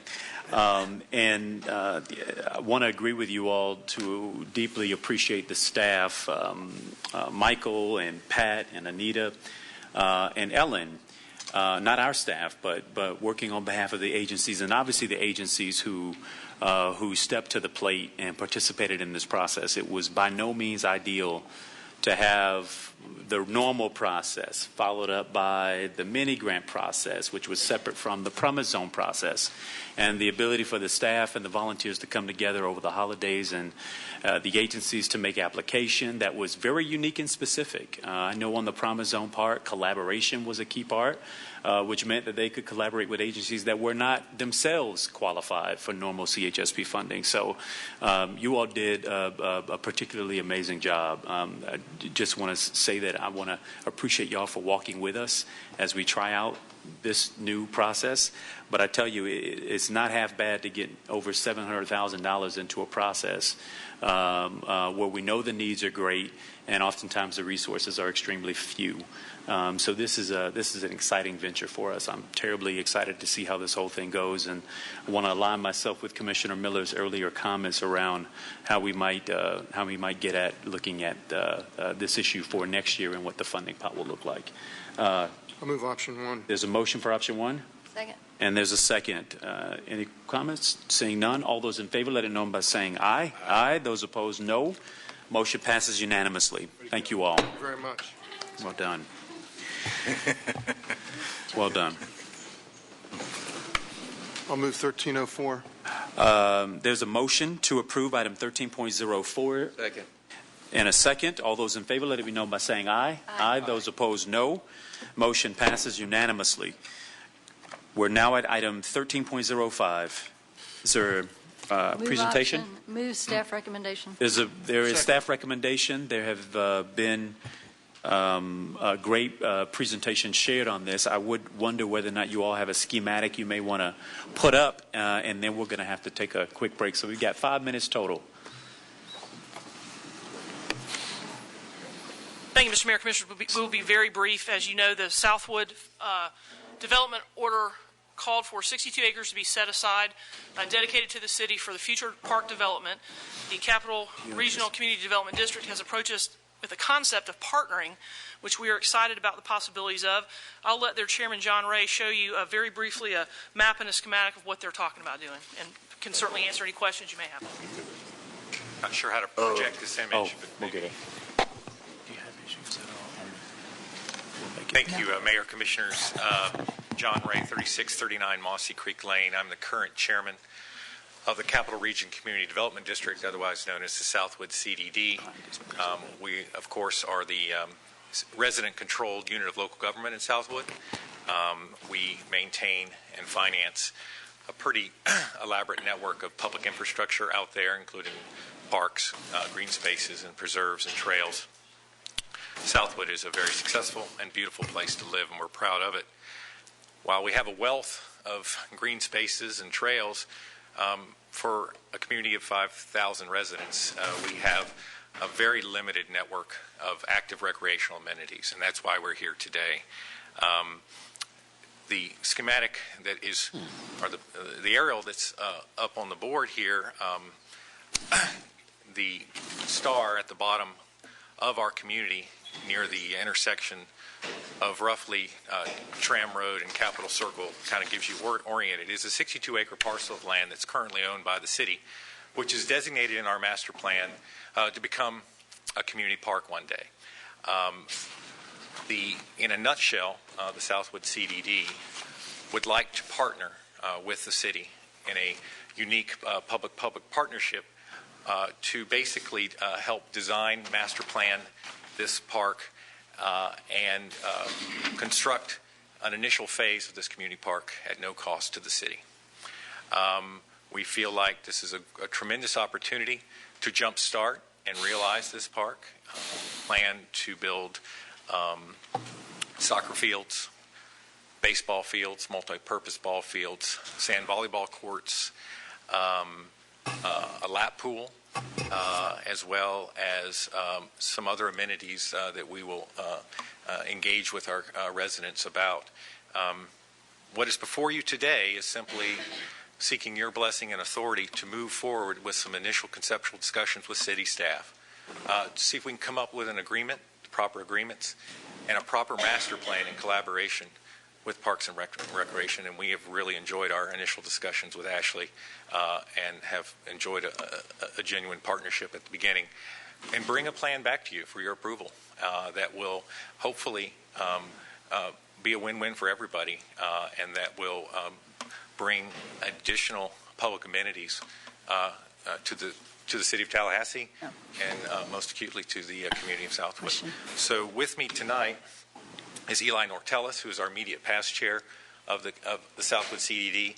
Under his leadership last year, he really pushed the ball forward on this and really start helping us think about the amenities that we might need in our community. And Keith Danton, who is our district engineer, who can go more deeply, if you'd like, into some of the initial master plans. I'll move for acceptance. There's a motion and a second. Commissioner Richardson. Thank you, Mr. Mayor. And this is a wonderful opportunity, and I appreciate you all stepping forward to partner with the city in this regard. It is my understanding that the park will be open to the public, but there will be a fee for use of the proposed pool. What I would ask in that regard is that you work with staff to maybe look at how, maybe on a limited basis, the public can have access to that pool, maybe a few days a year, just to open it up for the public, because it is a significant contribution that the citizens of the city are making towards making this park possible. And so if there is an opportunity to do that, if you all would consider that in your negotiations. We do, Commissioner Richardson, we do intend for all the amenities to be open to the public. The only thing that we are proposing is a fee structure for the pool. It is the most expensive piece of this development. I understand. And we are proposing a fee structure that is commensurate with what Southwood residents will be paying, and it's very much in line with what we charge at currently city-operated pools. Great. Thank you. Commissioner Miller. Well, I want to be clear on this is an opportunity to ask questions, but is this, in the end of the day, is this going to be a city park? And that's my first question. And secondarily, because I do understand that it's open to the public, and I do understand about the swimming pool, and what I think I understand is that Southwood is going to continue the maintenance of the pool. They would be in charge of the maintenance and in charge of the maintenance of the ball fields, all the ball fields that you build. So you will be building and managing this park, okay? And I do have some questions about liability. I mean, who's responsible if somebody gets hurt, that kind of thing. Those are the kind of things that we'd be working out in conjunction with our legal department, risk management folks. And those are the things that this agreement would address if we're given your blessing to proceed with those conversations and negotiations. Great. Thank you. Thank you. If there are no further questions, there is a motion and a second. All those in favor, let it be known by saying aye. Aye. Those opposed, no. Motion passes unanimously. Moving on to item 13.06. So moved. There's a motion. This is Star Metro. Second. There's a motion and a second. Any questions or comments? All in favor, let it be known by saying aye. Aye. Those opposed, no. Motion passes unanimously. Item 13.07. I'll move it. Second. City Attorney? Ms. Hudson to make brief comments. Yes, thank you, Mr. Shelley. This is an amendment to the existing Wilani amended and restated Urban Services Development Agreement. In short, it accomplishes three things. There is a provision in the existing agreement that is set to expire next month that requires both the city and the owner of the Wilani property north of the interstate to donate 9 acres of land for a future interchange on I-10. This amendment to the agreement extends that for 3 additional years and increases the acreage from 9 acres from each party to 15 acres. The third change is that you would be, if it's approved, you would be authorizing staff to initiate planning of the arch portion of the Wilani property to work in conjunction with the owners on a necessary comprehensive plan amendment that would, of course, come back to you. So. Great. Commissioners, there's a motion and a second. If there are no questions, all those in favor, let it be known by saying aye. Aye. Those opposed, no. Motion passes unanimously. Ladies and gentlemen, the Commission will stand in recess for 15 minutes, and we'll be back with public hearings.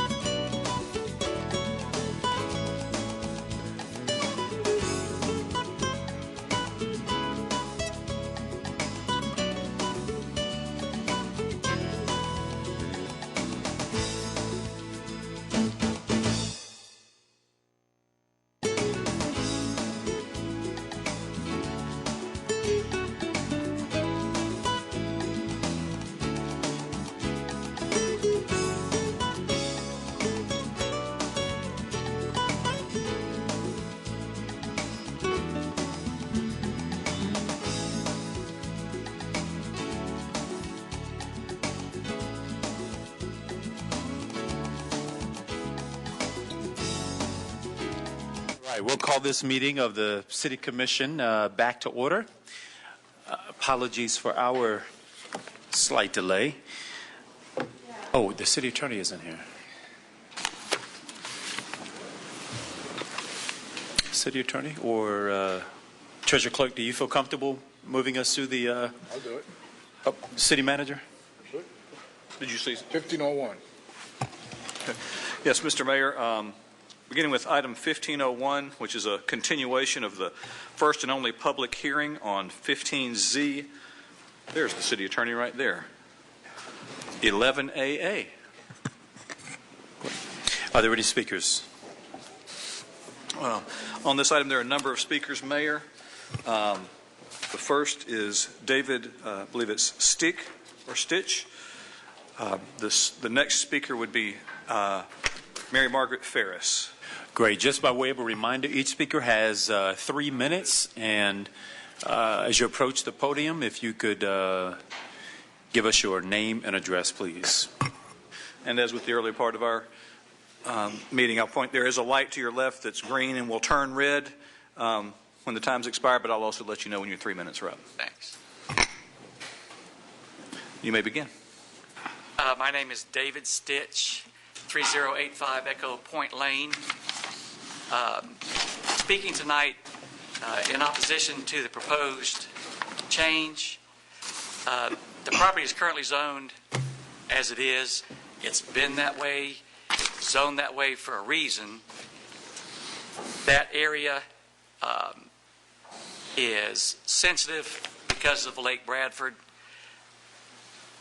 Capitol Circle is in the process of being enlarged, widened, more expansive, which brings more of everything there. And I'm opposed to having any more development other than what's already zoned and approved. That needs to stay where it is. We don't need to change it.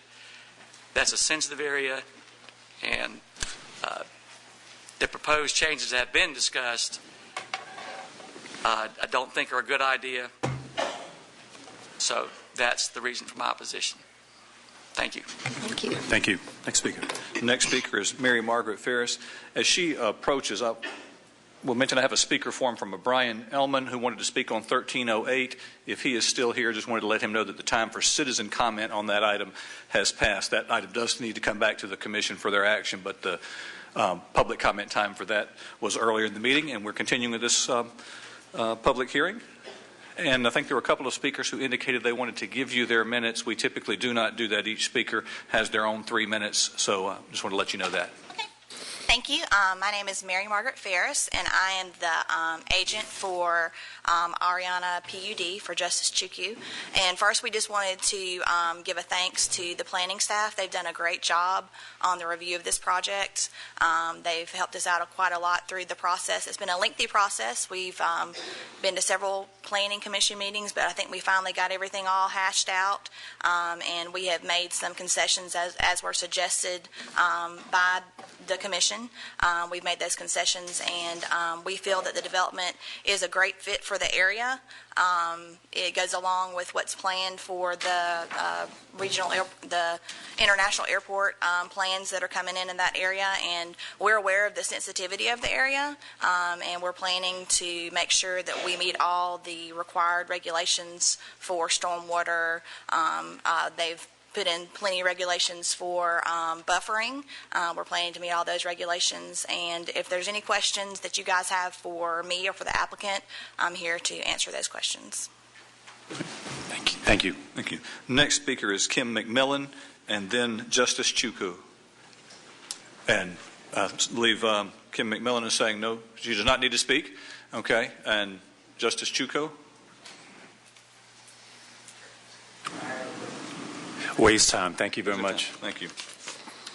Then the next speaker on this item is Bill Peebles, to be followed by Debbie Lightsey.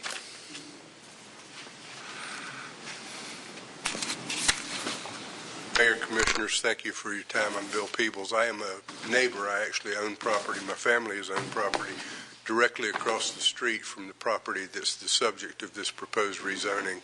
And as is the case with all of my neighbors, I'm opposed to the rezoning.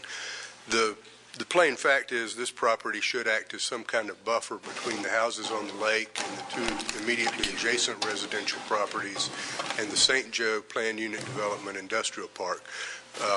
Unfortunately, the PUD doesn't incorporate anything that functions as a way of solving those incompatibility problems.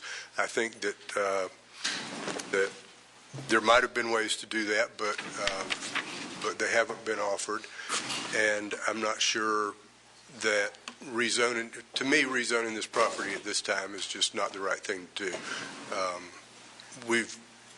There's a long history of folks out there at the lake who have, for a long time, been very involved in these issues. We're not simply just say no obstructionists, but this property, this proposed redevelopment or development is too much in too small a space, and I'd urge you to vote no.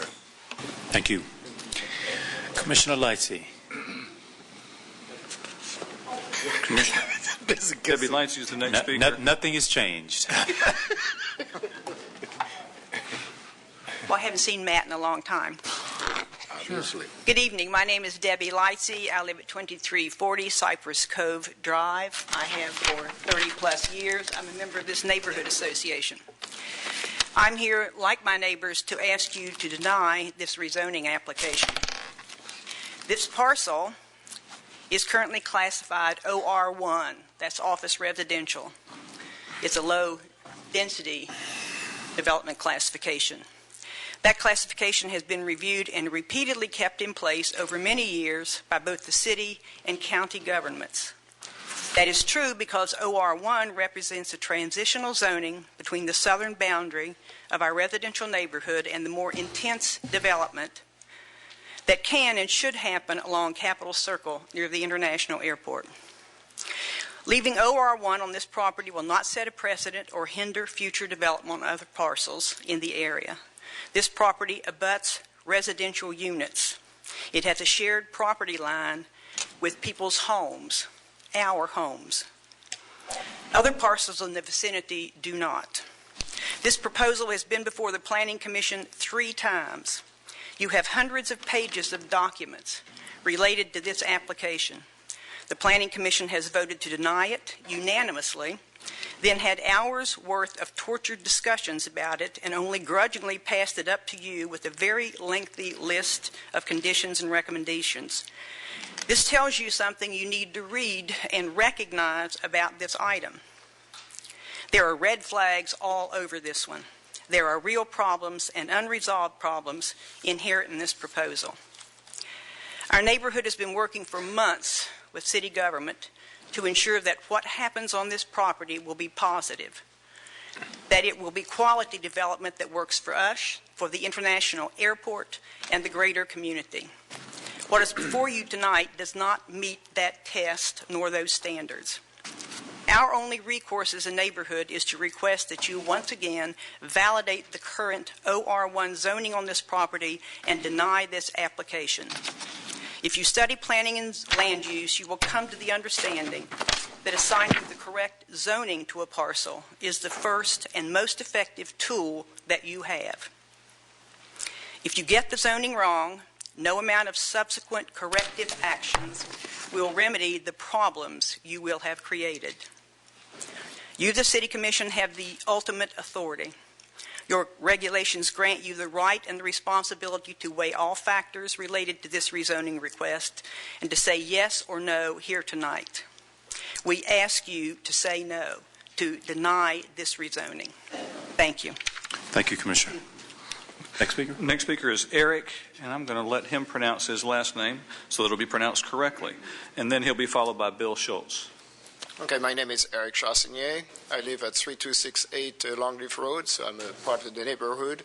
And I strongly oppose this rezoning for the reasons have been mentioned previously, mostly that there is a strong need to maintain a buffer zone between this high-quality neighborhood and the developments on Capitol Circle.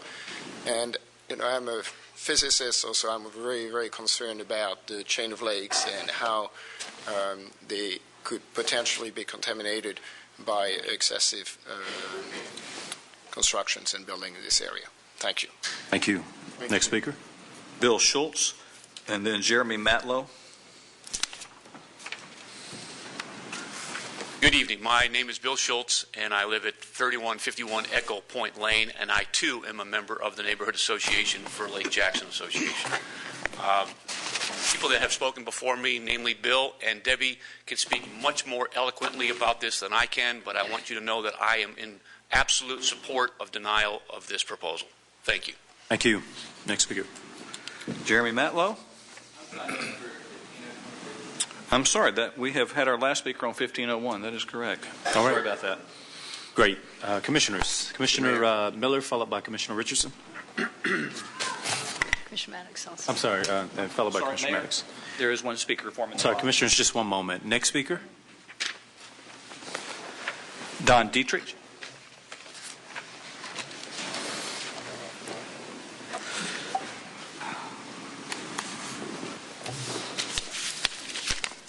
Thank you, Commissioners.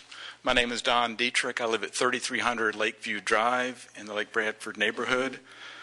I'm a Tallahassee native, born in TMH, grew up in Frenchtown. I remember watching Willie Gallimore's funeral procession from my driveway, and used to play and still have very good friends in Lake Bradford and the chain of lakes. And being a Frenchtown native, I saw that neighborhood go from a very vibrant, wonderful neighborhood to a neighborhood that basically fell apart due to unintended consequences. And that neighborhood is still recovering. And I want you to keep that in mind when you're considering this proposal. The south side of Tallahassee, especially south of Orange Avenue, if you go by there nowadays, it's like a war zone. There are hundreds of acres that are being clear-cut. We're getting ready to widen the highway, which we were told was going to be 4 lanes. We went through numbers of charrettes and public hearings, and we're told that our highway, the Capitol Circle Southwest, is going to be 4 lanes, noise barriers. And now our neighborhood is informed that there's not going to be noise barriers. It's going to be 6 lanes. And the reason I bring this up is that one thing after another with this neighborhood is it's being under assault. This is one of the most pristine areas in Tallahassee and Leon County. And this proposal is not designed for anything that's in the immediate future. It may be 20 years down the road before this is built. I'm sure most of you have seen the Lake Bradford sector plan. This piece of property is specifically not zoned for commercial development, and there was a reason for that. We heard it during the Planning Commission meeting, the person who was involved in this process, indicate this was designed as a buffer, this piece of property, from the commercial development to this neighborhood that has neighborhood preservation designation on that. So it may be 20 years down the road before it gets developed, and none of you may be here, and we're going to be stuck in the position where now you look at this piece of paper and we're told that, well, it didn't specifically say you couldn't develop this. And if we approve this project and it gets built 20 years down the road, no one's going to know what we approved or why we did it. I've been to all the meetings. There have really been no detailed plans about what's going to go in here. We're just supposed to approve this and hope that this beautiful area, this gateway from our international airport, that's going to be one of the first things that people see, is more than likely going to be a gas station filling pumps, a convenience store. And to me, that's, for an international gateway, that's not really what we intended. We did a great job in Tallahassee of having the Bradfordville development up there in the north side of town be something that was a truly quality development with standards. And we need to do that if we're going to have this kind of development in the south side of Tallahassee. We need to take just as much concern for the people who live on the south side as we do on the north side. Excuse me, your 3 minutes have expired. I just hope that you vote to deny this rezoning. Thank you. Thank you. Any additional speaker votes? All right, Commissioner Miller, followed by Richardson, followed by Maddox.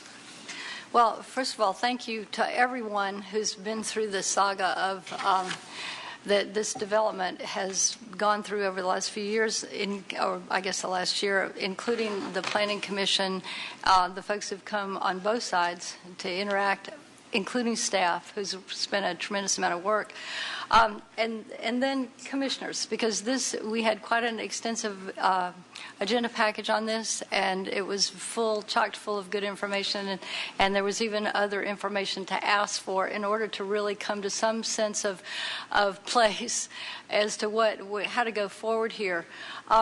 I think I'd like to acknowledge the speaker's reference to the International Gateway, because that's something that's very important, and I would also like to acknowledge his comments on what is good for the north side is good for the south side.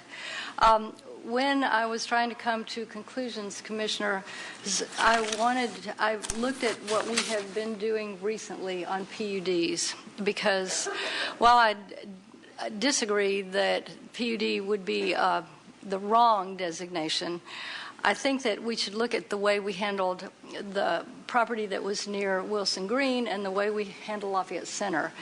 And with that in mind, I would like to make a motion, and I actually had to write it out to make sure that I didn't leave anything out.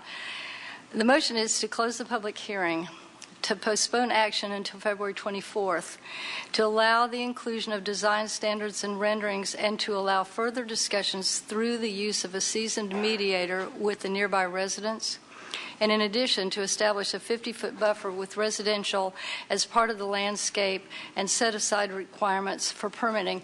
And on that last piece, I would say the reason that I find the 50-foot buffer not to be unreasonable is because the adjacent PUD has a 50-foot buffer. The logical question to me, looking at the properties on the map and the way they were laid out, was that there was a much greater exposure between residential and the PUD on that neighboring PUD. And so I asked for a map of that and found that the back, they had a lot more land to work with, but the back section is all a big, huge piece of urban forest, and then all the way up to up to Capitol Circle is a 50-foot buffer between that PUD and this particular property that we are discussing right now. So I don't find that to be onerous, primarily also because they are required to do a 40% set aside as part of permitting. So they can set that land aside anywhere. So they could just simply incorporate that extra 20 feet across the back to add further buffering to the residents. And also, I feel that this situation, just as Lafayette Center and just as the Wilson Green situations, deserves more discussion. The purpose of the PUD process is actually to have conversations with the neighbors, and I hope that with those suggestions that I make that motion. Is there a second? I'll second it. There's a second. Commissioner Richardson, followed by Maddox. Thank you, Mr. Mayor. I, too, want to support the project. As you all clearly know by now, I live on the south side, and so share the same concern as the residents of the Lake Bradford area. But I think, too, as you heard, there is going to be significant development in that area in the very near future, with the 6-laning of Capitol Circle Southwest, the 4-laning of Spring Hill Road as a gateway into the community. And so this is development ahead of what's going to be coming. And I think that that's something that we want to encourage. We've encouraged it in other parts of our community. But at the same time, I agree with Commissioner Miller that whatever is done has to be compatible with the areas surrounding the development. And so I would certainly support continued dialogue, mediation, to see if we can come to some agreement on the buffer, which Commissioner Miller has suggested, a 50-foot buffer, which I would agree to, and to see if we can come to some agreement on what the design standards would be, so that the neighborhood and those that will be impacted by the development have a greater understanding of what is proposed for the area and a greater comfort level, if you will, with what this development is going to look like. Thank you, Commissioner. Thank you, Mr. Mayor. I'll be voting against the motion. Just road widening and transportation enhancements do not equal new development and more development.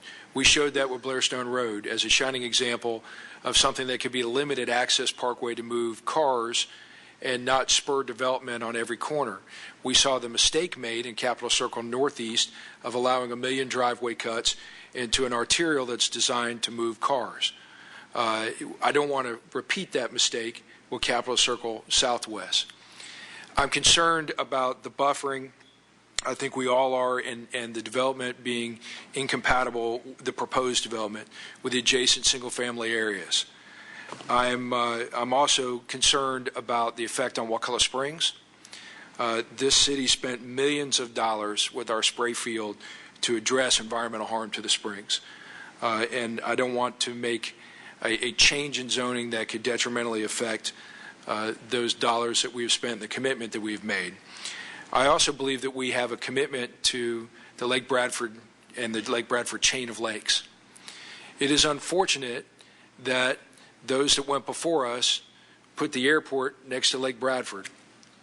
They're both wonderful things, and neither one can be moved. Can't move the airport, and we can't move the lake. All we can do is try to make the uses as compatible as possible between those two jewels of our community. The existing zoning on this property allows for development. If this were a question of no development, no use of the property, versus use of the property, I would come down on use of the property. However, you have existing zoning that is on that property, and it's there for a reason. It can develop under that existing zoning. What we are doing tonight, or what would be proposed if we approve this, approve the request, would be an upzoning. And I don't think that's appropriate.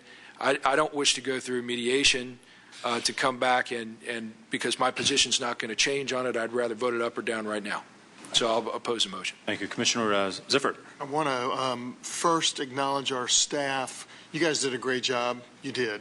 And I know we met earlier in the week, and at that time, you know, I think my initial and my thoughts then have changed, and I'm going to tell you why.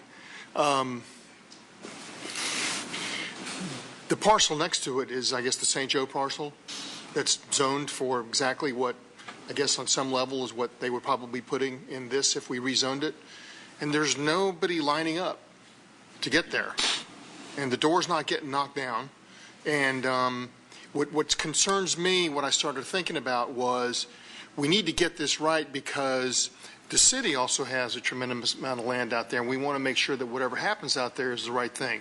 So while I appreciate your arguments next to the neighborhood and all that, my concern is let's make sure we get this right. And I think keeping it the way it is for now is probably the right thing. So I'm going to vote against it too.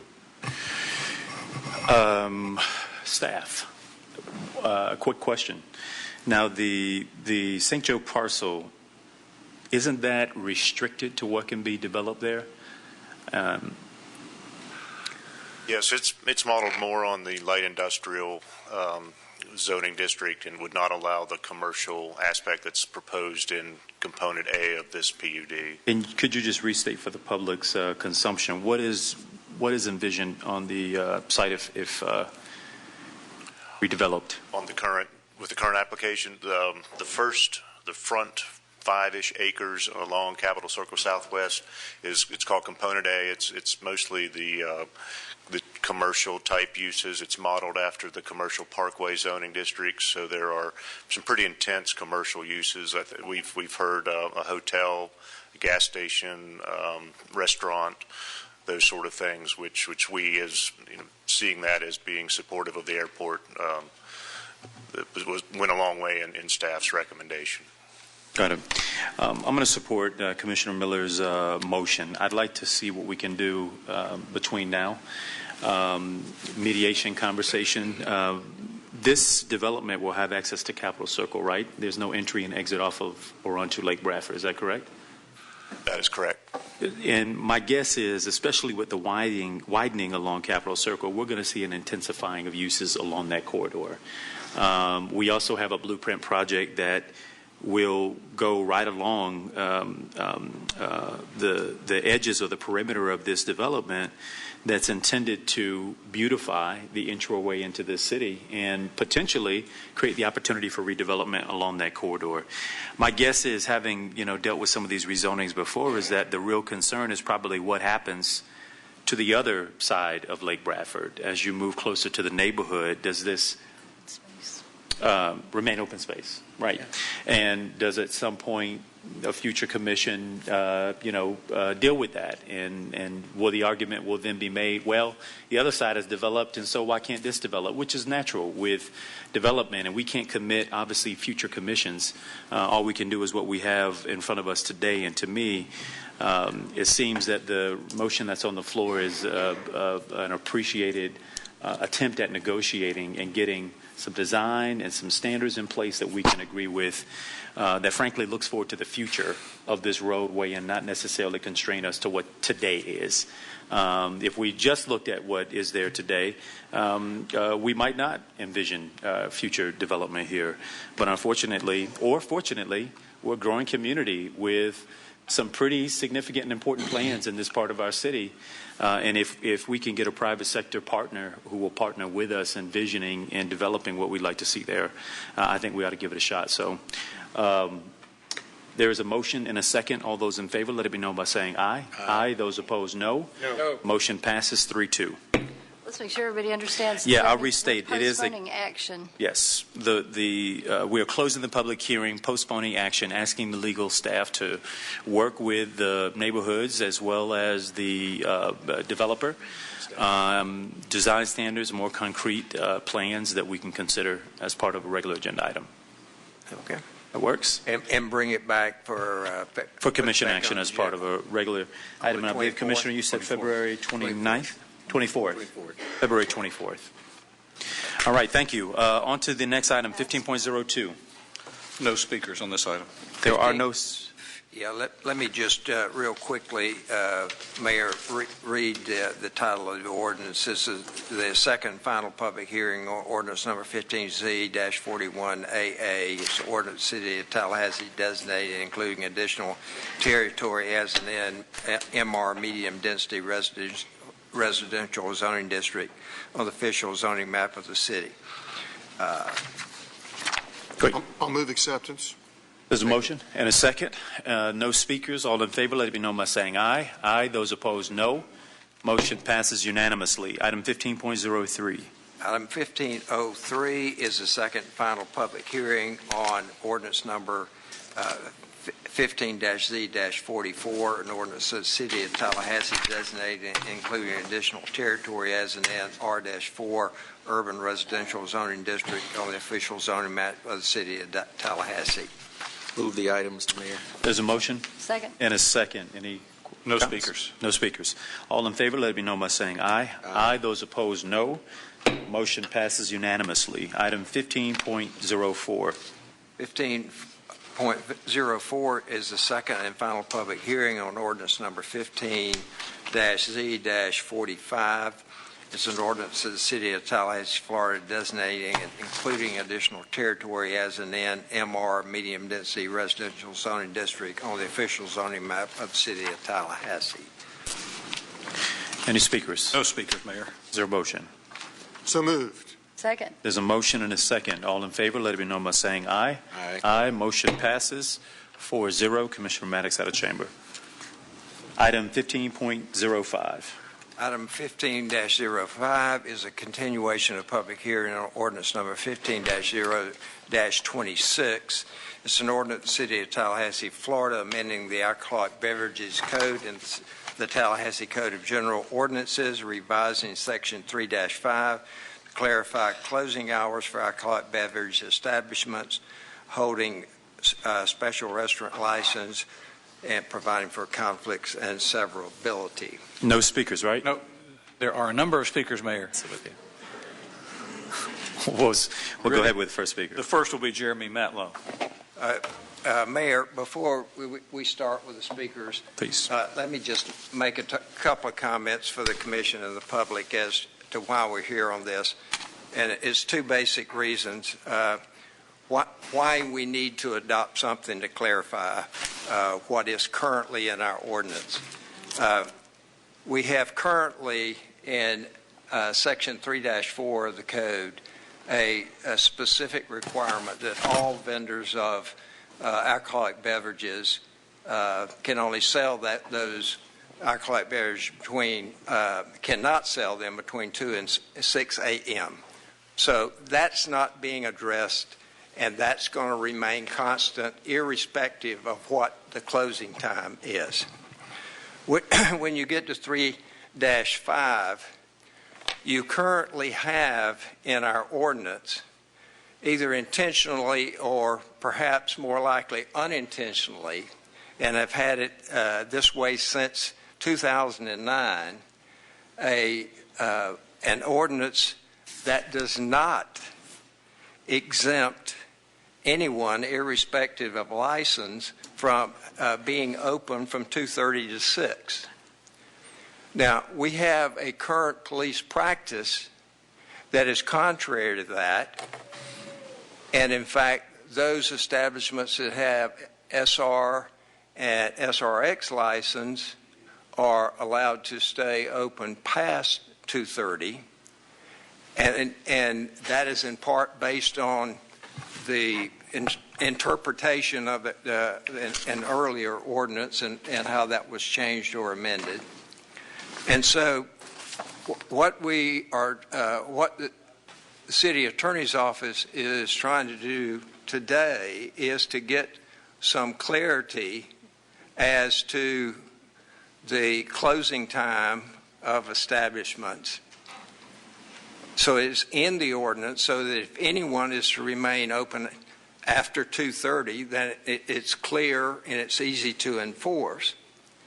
The second part of it is that the state beverage department does not in any way, by the issuance of a particular kind of alcoholic beverage license, indicate a specific closing time. That is totally up to local government.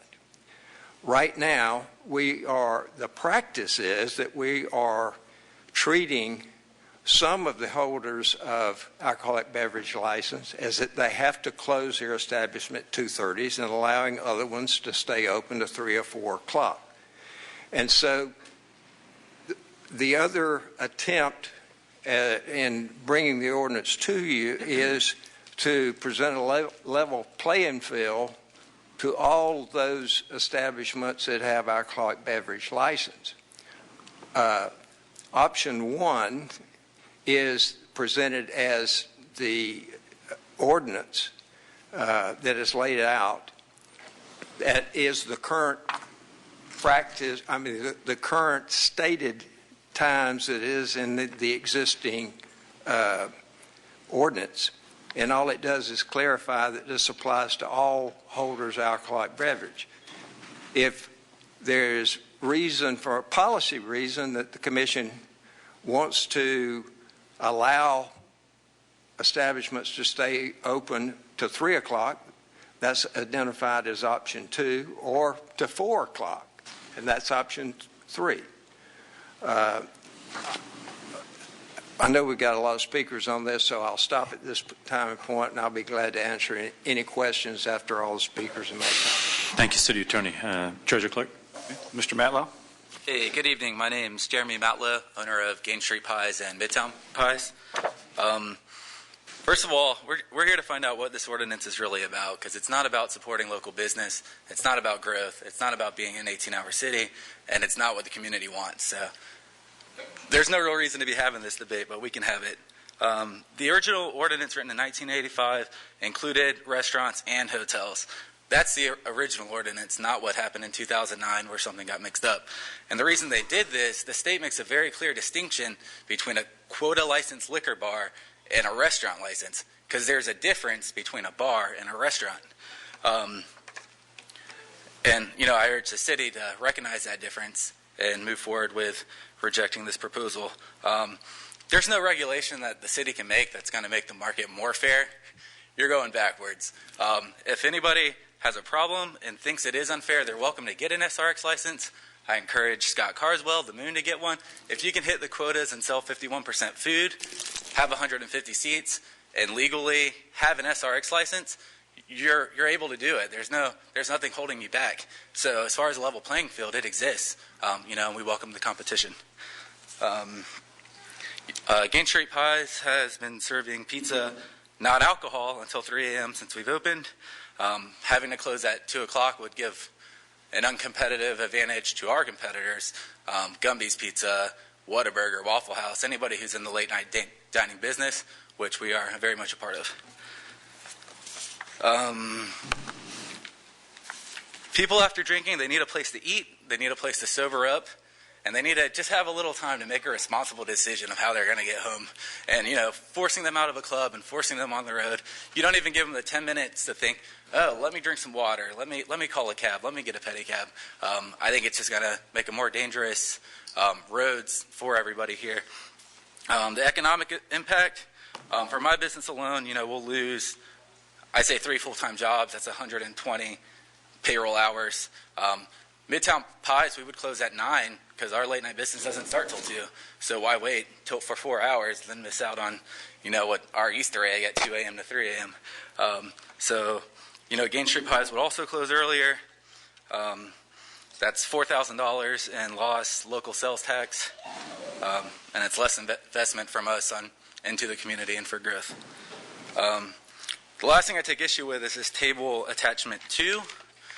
It seems to be showing the difference between the Moon and Coliseum and Karma, but it's leaving out a wide range of SRX licenses that have 0 incidents. We've never had an incident.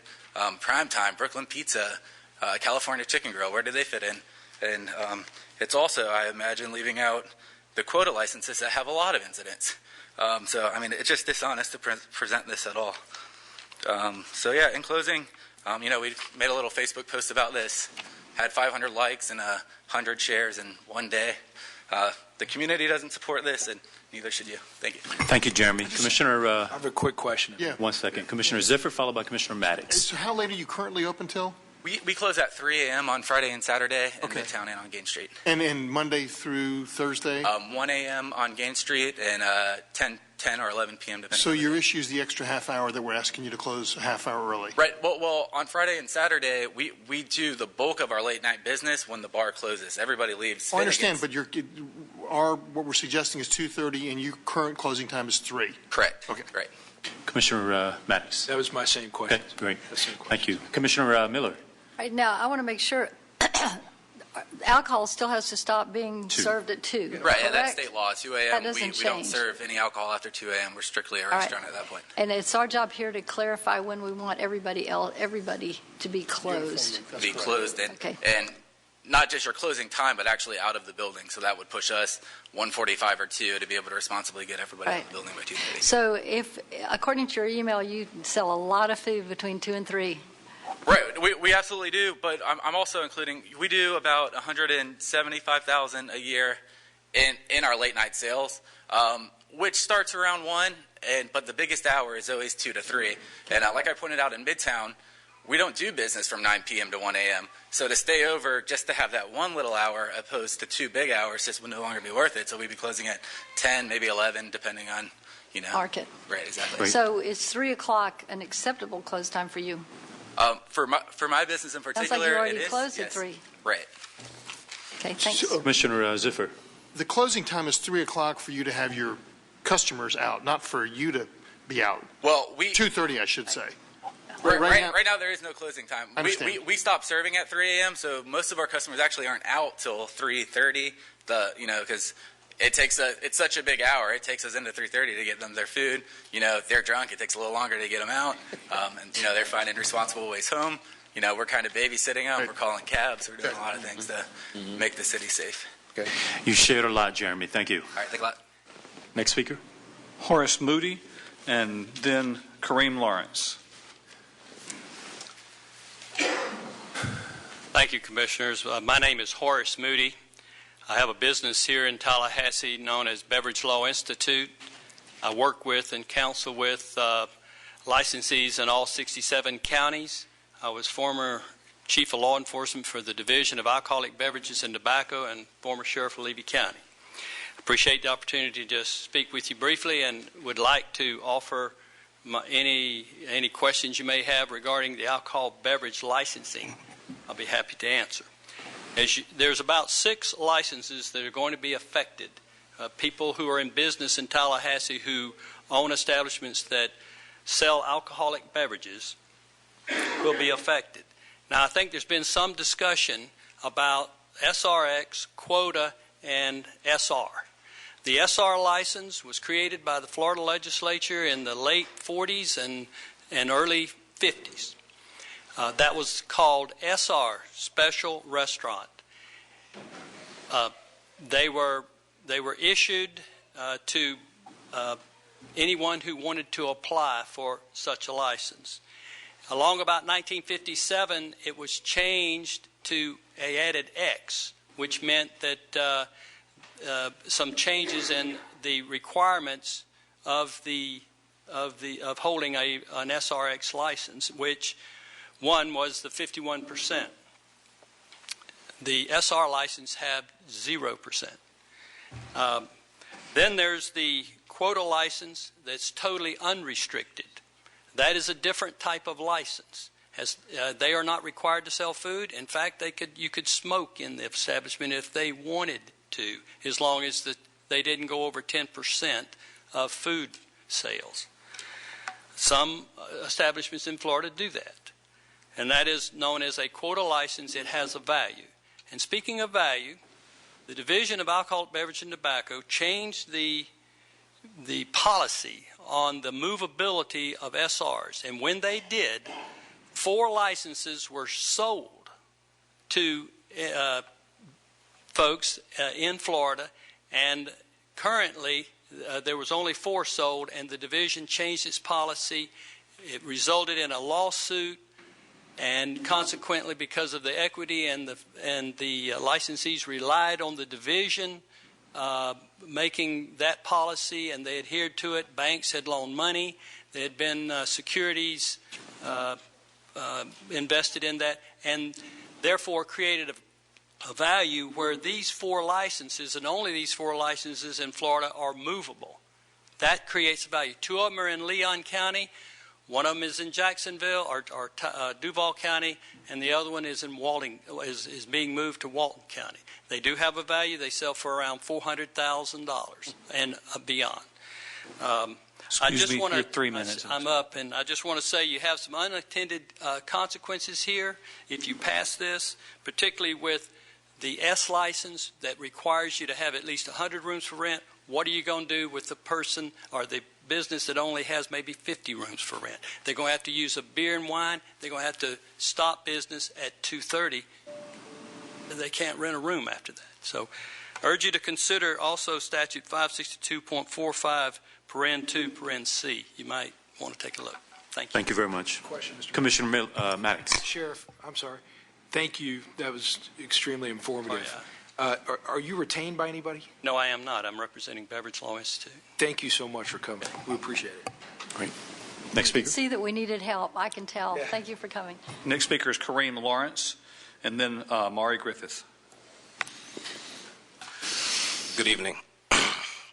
My name is Kareem Lawrence, and I am currently the general manager of Karma Nightclub, and I've been working at this establishment since 2008. A little background on myself. I'm from Tallahassee. I graduated from Rickards High School. I went to the military, and I served 8 years. I was discharged in 2008, and since then I've been working at Karma Nightclub, which back then was operating as the Edge of Town Cafe nightclub. Since then, I'm enrolled at FAMU, and I also employ several members of the Southside community, like myself, a lot of disabled veterans that were unable to find jobs. And the passing of this ordinance will cause my employer to go out of business, which will put me out of a job. And this is how I've supported myself. This is the only job I've ever had since I got out of the military. I don't have a backup plan, and there's a lot of other people that this is affecting in the community. So I've worked long and hard. I started off as a promoter. I did security, I bartended, I worked my way up until I was promoted to general manager of this club. And, I am not in support of this, and I just ask that you guys think about that. Thank you. Commissioner Ziffer. Did you say you'll close if this is? Yes, he would, my employer, it would close his doors, so that would put me out of a job.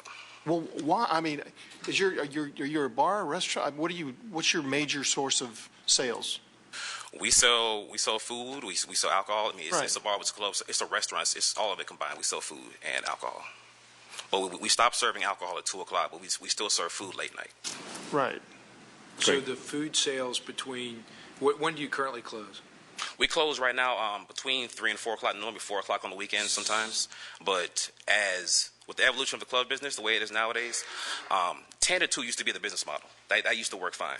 Nowadays, a lot of the kids, they don't even go out until 12 o'clock. They don't start getting ready. They don't find out where they're going to go. So extending the hours, us being able to open until 3 o'clock, 4 o'clock has helped us because people don't even go out anymore the same way. So the lack of food sales between 2:30 and 4 a.m. would cause the business to close?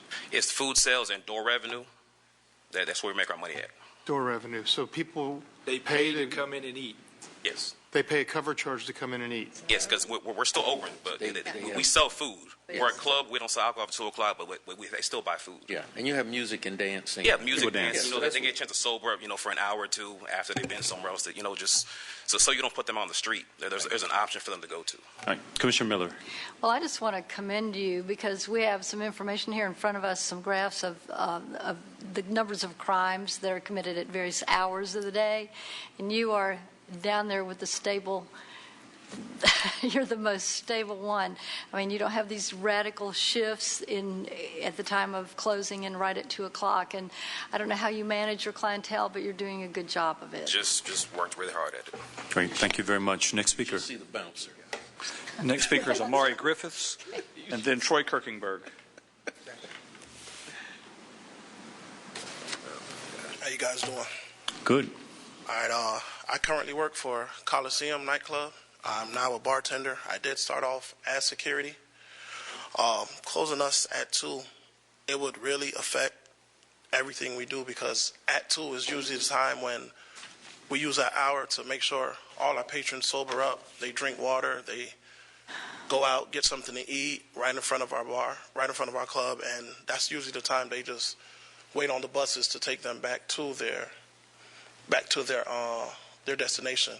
Also, it's not just an hour that we're us as workers, we're losing an hour for maybe 4 or 5 nights a week. That's $50 a week, $250 a month. I'm a single father. I really can't afford to lose $250 a month.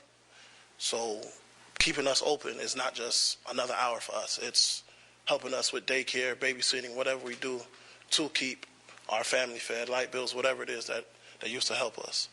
So it's not just an hour. It's not just closing down. We employ over 65 employees there, and all of us most are college students, most are parents, and we can't always call and say, "Hey, Dad, I need $200 this month to help me with something." Us staying open till 3 helps us with that. Sure. Thank you very much. Next speaker.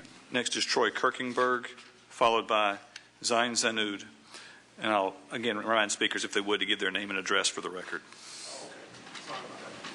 No problem.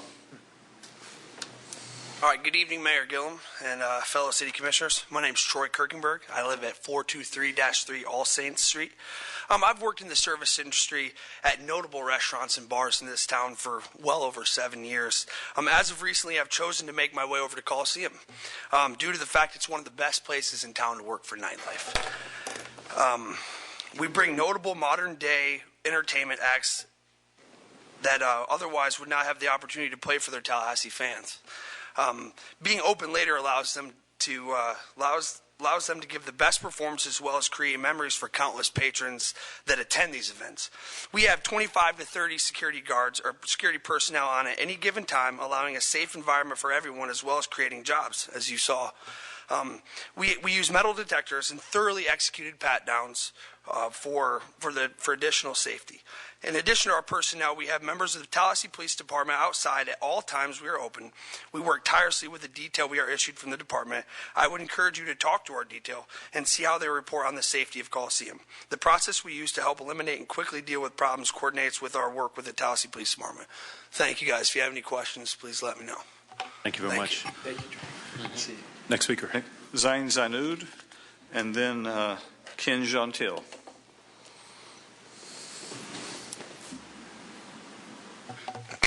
Hello, my name is Zen Zayud, and I reside at 2525 West Tennessee Street. Good afternoon, City Commissioners. I'm the General Manager for Coliseum Nightclub. A little background on me. I moved to Tallahassee in 2009 to attend FSU, during which I picked up a part-time job working as security. By the time I graduated FSU in 2012, I moved up from barback to bartender to bar manager, and now the current General Manager for Coliseum for the past 2 years. Through the years, I have worked tirelessly to create a fun, enjoyable, and safe environment for not only students, but locals alike to attend. By restricting my hours of operation to fit the Moon owner's agenda, you are inevitably forcing me to push out patrons that do frequent my business prematurely. A crucial way I've kept our customers safe is by those additional key hours past 2 a.m., letting them sober up, letting them drink water, eat food, call an Uber or a taxi, whatever means of transportation they would need, drastically reducing the likelihood of drunk driving, accidents, fights, DUIs, any of the matter. If I were you, I would vote no to this ordinance. Thank you for your time. Thank you. Next speaker. Ken Gentile, followed by Simon Dagg.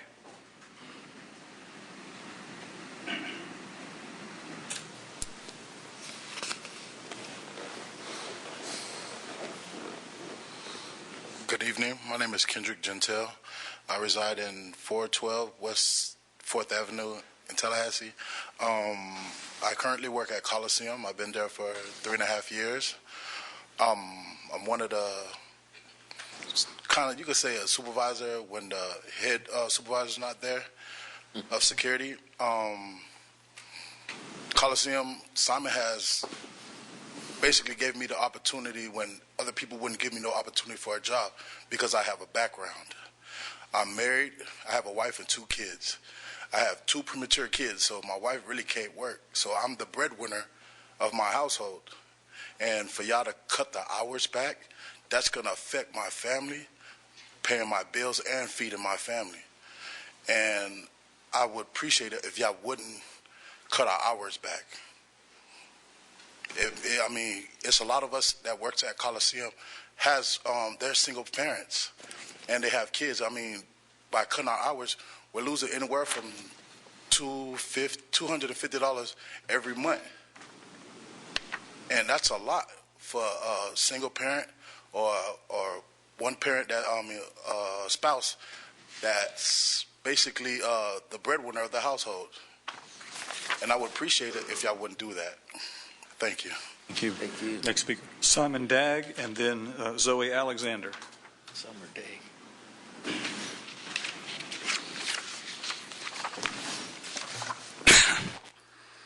My name is Simon Dagg, 1833 West Tennessee. Nice to see you guys again. Good to see you. Hopefully the last time. We could definitely be doing better things with our time and addressing more important issues today. On the last hearing, owner of the Moon stated that they tried this staying open late thing with their SRX license, and it did not work out for them. So what they do, they decided to change back and decided to close early. So nobody put a gun on their head and say, hey, Moon Nightclub, you guys need to close early. This is their business decision, and we really don't want anything to do with the Moon. I'm tired of hearing the Moon, getting emails about the Moon, getting phone calls about the Moon. Does Moon have the option to purchase one of these licenses Karma or Coliseum has? Yes, they do have it. Mr. Moody mentioned $400,000. Actually, today, if you want to purchase one of these special licenses, there's only 4 across the state of Florida. Karma and Coliseum has the 2. I mean, you can purchase one. You have the option. It's going to be about $600,000 to $700,000. So if they want to purchase one, go ahead. I mean, it's a fair playing field. I mean, it's not like it's not available. Anything has everything has a price. I'm not here to tell tell the Moon how to run their business. But maybe they need to, concentrate more on their marketing instead of bothering you guys constantly, emailing you guys constantly, giving you guys all these false reports, inaccurate reports. I know you guys are looking at a safety report, which is false completely. It has days on it, Monday through Thursday. Coliseum is not even open. You guys are looking at these false reports, false accusations. I'm personally tired of it. Tallahassee is a college town. Coliseum is located next to FSU. We don't have Magic Mike stripper shows like Moon does. We don't book old Led Zeppelin tribute bands like the Moon does. We have events that cater to college kids, because we're right next to FSU. We have events, current, as I say, cater to the current college market needs. We offer a safe environment for college kids to come and have a great time. We work closely with TPD. We're proud of what we do, and it doesn't stop there. We're constantly making changes and making improvements. And we actually have permits going into permitting to do more improvements at Coliseum. It would be a very bad decision to change the current ordinance based on one unhappy business owner in Tallahassee. One unhappy business, which you're going to hear from him soon. Next month marks Coliseum's 4 years in business. Our business model is different than what Moon is. Changing closing times will negatively impact our business, and it will also negatively impact employees. You heard about 2 employees, their futures. Excuse me, your 3 minutes have expired. No, and hope that we never see each other again. Thank you. Thank you. At least under these circumstances. Next speaker. I'm sorry. I said at least under these circumstances. Yeah. Next, Zoe Alexander, and then Max Hurley. Hello, Hey. I'm Zoe Alexander. Just a little bit about me. I recently graduated from Florida A&M in December. Congratulations. And thank you so much. And I'm a former employee at Karma. Okay. But now that I'm out of school, I don't actually go out as much, so I don't work at the club. But when I do go out, I do attend Karma. It's safe. I have fun. I have 2 jobs, so when I do get off work, it's like 1 o'clock in the morning. So it is easy for me to go there if they stay open to 3 or 4. So I would personally appreciate if you didn't close it, because when I do get to have fun, I would like to attend this place. Like I said, I used to work there, and it's safe. I've never felt any, unnecessary danger or anything. I have felt danger before, but that was at El Patron, which is not a club. They don't have security. And I was there on December 8th, because that was the week of my graduation, and I'll never forget it. And it was terrifying, and I've never experienced that anywhere else. And of course, that's not a club, that's a restaurant. And people did pay to go inside of a restaurant to pay for food. And so it's weird, but it wasn't safe. And so, like I said, I would appreciate it if you left Karma alone, because it's my fun place. So thank you. Thank you very much. Ms. Alexander, can you provide your address for us, please? Yeah. Do you want it? You can just come and fill it out for me. It'd be great. Next speaker. Next speaker is Max Hurley, and then Roy Bedard.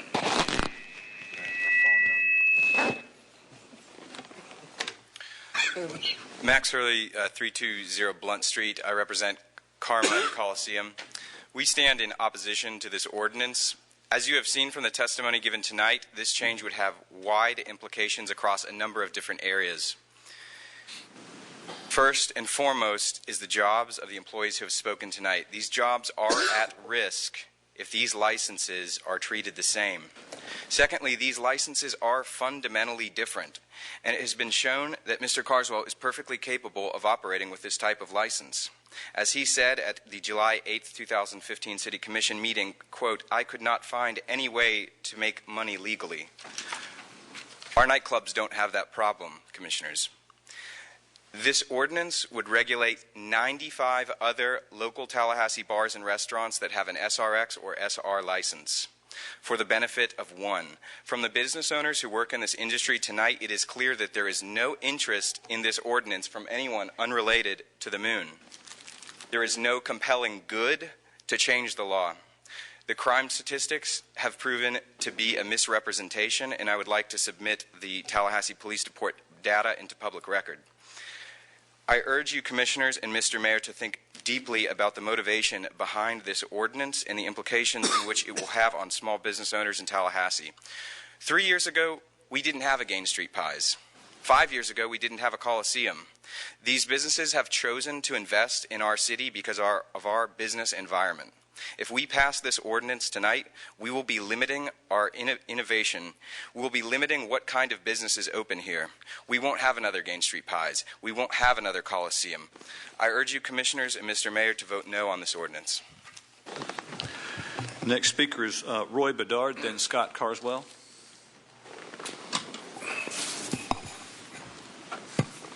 Good evening, Roy Bedard, 3057 Tipperary Drive.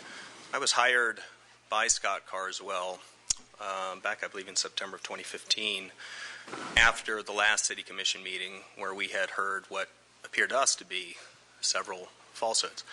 I was asked, I am a former law enforcement officer here in the city and a current private investigator, and I was asked to put together an investigation on whether or not some of what we heard about these late-night establishments being open till 4 o'clock, 5 o'clock in the morning as places to wind down and drink water and fraternize was, in fact, all they were doing.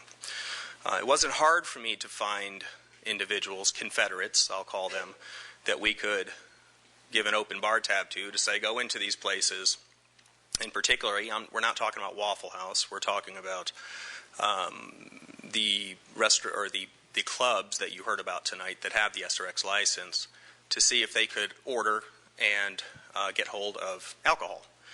And in every case, as the night went on, I asked them to not entice the bartenders, to not find a vulnerable one, to not make promises of extra money or anything like that, but just act as a regular patron. We put young people in their college age, men, women, black, white, no particular type of person did we choose. And they all came in about 2 o'clock and they started ordering. All of them drank throughout the night. They were served at the bar. They paid for their drinks. This went on in some cases till about 4:15 in the morning. Now, to drop the second shoe, I heard something about relationships with the Tallahassee Police Department. In all of these clubs, the Tallahassee Police Department not only was present, but was paid to be security in front of these clubs. Now, I say that not to suggest that the Tallahassee Police Department was complicit with any of this, but to just point out how easy it is to not see things you're not looking for. Law enforcement's there to provide safety and security and sanctity to these particular clubs, not to monitor bar sales. And, of course, after I put together an affidavit, a sworn affidavit from all the people that participated and submitted it to the city attorney, there were changes at the police department because they were now made aware of this particular situation. So I wanted to bring that to your attention as we continue to listen to more of these personal stories about what is going on after 2 o'clock, whether or not somebody would care to stay open an extra 2 hours where profits are not likely being made. We're not talking about restaurants. We're not talking about Waffle House. We're talking about clubs that are staying open significantly longer than the law intended them to stay open. I'm not going to draw any political references from that. Of course, I'll let you do that. But to let you know simply what my findings were when we conducted what I think was a fair experiment. I suspect if I went out on any night, and I'm happy to do it again, I would find the same thing. Or the businesses would indeed close. So, excuse me, your time's expired. Thank you. That's all I have. Did you share your findings with DBPR, just out of curiosity? I don't know if that particular affidavit was submitted to them. We have talked to DBPR about other issues like overcrowding, liquor license issues in the past, various violations that you, of course, have heard about.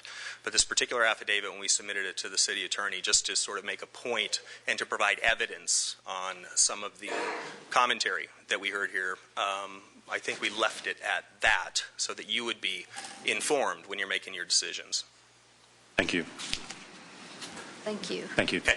Next is Scott Carswell and then John Jaquette, and those are the only remaining two speakers that I have at this time. Thank you, Commissioners. Scott Carswell, 1051 Seminole Drive. I'm amazed the issue has become about me. It's really policy and enforcement, or the mess up between the two. Competition, please, 31 years, I welcome it. I support entrepreneurs everywhere I can. So competition is not the issue here. If I wanted to be a restaurant, I'd be happy to go be one. The ABT, Mr. Mayor, for your knowledge, has nothing to do with this issue. They don't enforce anything, but if you're under 21, they'll take action. The timing of this, the closing, how late the city sells alcohol is all here with this body right here. The enforcement at ABT is not involved in this issue, so they're not going to respond to any findings of someone drinking at 4 in the morning. Not their job. They don't have the staff anyway. So it's a complete issue here. I only found out about the issue of why were the people staying so late at these other places. I said that last time. Why? Again, I can find no legal reason, and I reinforce that. We quit selling alcohol at 2. The other places that have the crowds are not. Period. Simple. End of story. Police standing out front, being paid. They can't enforce what's going on in there, or they're not. I don't know what the rule is, but it's out of control. It's the wild, wild west. So if you want to continue the way it is, let it roll. But the fact is, when you shut the alcohol down at 2, everybody needs to go home at 2:30. There's nothing else to do. They're not sobering up. They're not eating food. They're there socializing and drinking. So you want to let it go to 3? Let it go to 3. But somewhere in there, at some point, enforcement has to meet policy. And that's what we have going on here is a disconnect. So again, it's not about me. And I hate the fact that I've become an enemy of people in this industry. And a lot of people in the police department are upset because this 13-point memo that was written. And the 13th point was, oh, by the way, stop alcohol sales at 2 o'clock. So it was camouflaged with all this innuendo that there was some enlightenment here about fire coding and all this. When in fact, the point was, clear and simply, these places staying open after 2 would not be open after 2 till 2:33, 4 in the morning, unless they were making revenue. And I beg to differ on the fact, even though I'm turning 65 shortly, I do understand the issues of the youth a little bit because that's the business I'm in. I appreciate your time, and I'm sure you'll make the right decision. Thank you. Scott? Commissioner Richardson? Do you think the Gain Street Pies is selling alcohol after? Sir? Do you say that Gain Street Pies is selling alcohol after 2 o'clock, or you suspect I would only reference what he found out. I don't know. Okay. It was all written and turned in. But, you know, I think some of the smaller businesses that we're talking about affecting here, it is sad that they're caught up in a net. But at 2 o'clock, if the policy is to stop selling alcohol, that's what the policy is. And he's being forced. How much police you could put after that subject, I don't know. But I'm way too old to get into that story. So, haven't been there, period. So, at 2 o'clock, we're done. And other people want to take that risk and sell on till 4. I can't deal with whatever happens to them. Why no one has been arrested is beyond me. But you're welcome to, let the police department answer that. So would you agree then that if this was an establishment's business model and they were in fact making revenue, hiring people, keeping people off the street after 2 o'clock, then you would be okay with that establishment being open past 2 o'clock? Correct, but I just don't see it realistically happening, Commissioner. The reason they're there is to party and enjoy themselves. That's why throughout the state, generally 30 minutes after the alcohol stops, out. That's pretty much the standard throughout all the municipalities in the state of Florida. There are some exceptions in Key West and other districts like that. But for the most part, 30 minutes is all you need. There's nothing else going on. Now, there are some food places that are going to get caught up in this, and that's sad. And I'm sad that they're upset with me. I'm just trying to get the law enforced, the law changed. Real simple. Okay. Thank you.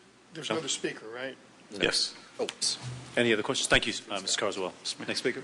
John Jaquette. Oh, okay. And that's the final speaker, Mayor. Okay.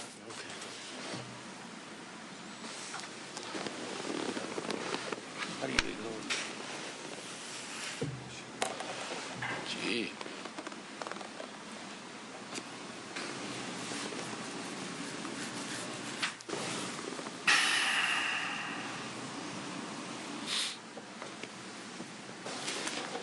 Good evening, everyone.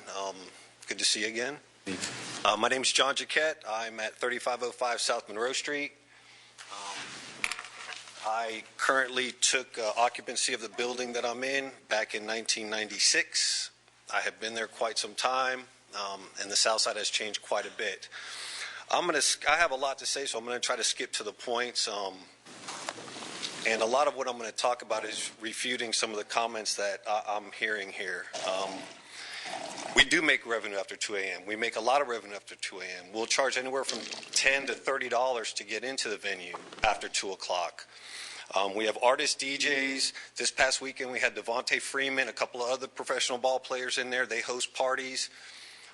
That's what we do. That's what we've always done. I've never had any problems with the city. I've been there a long time. You guys never even knew about me being there until this arose.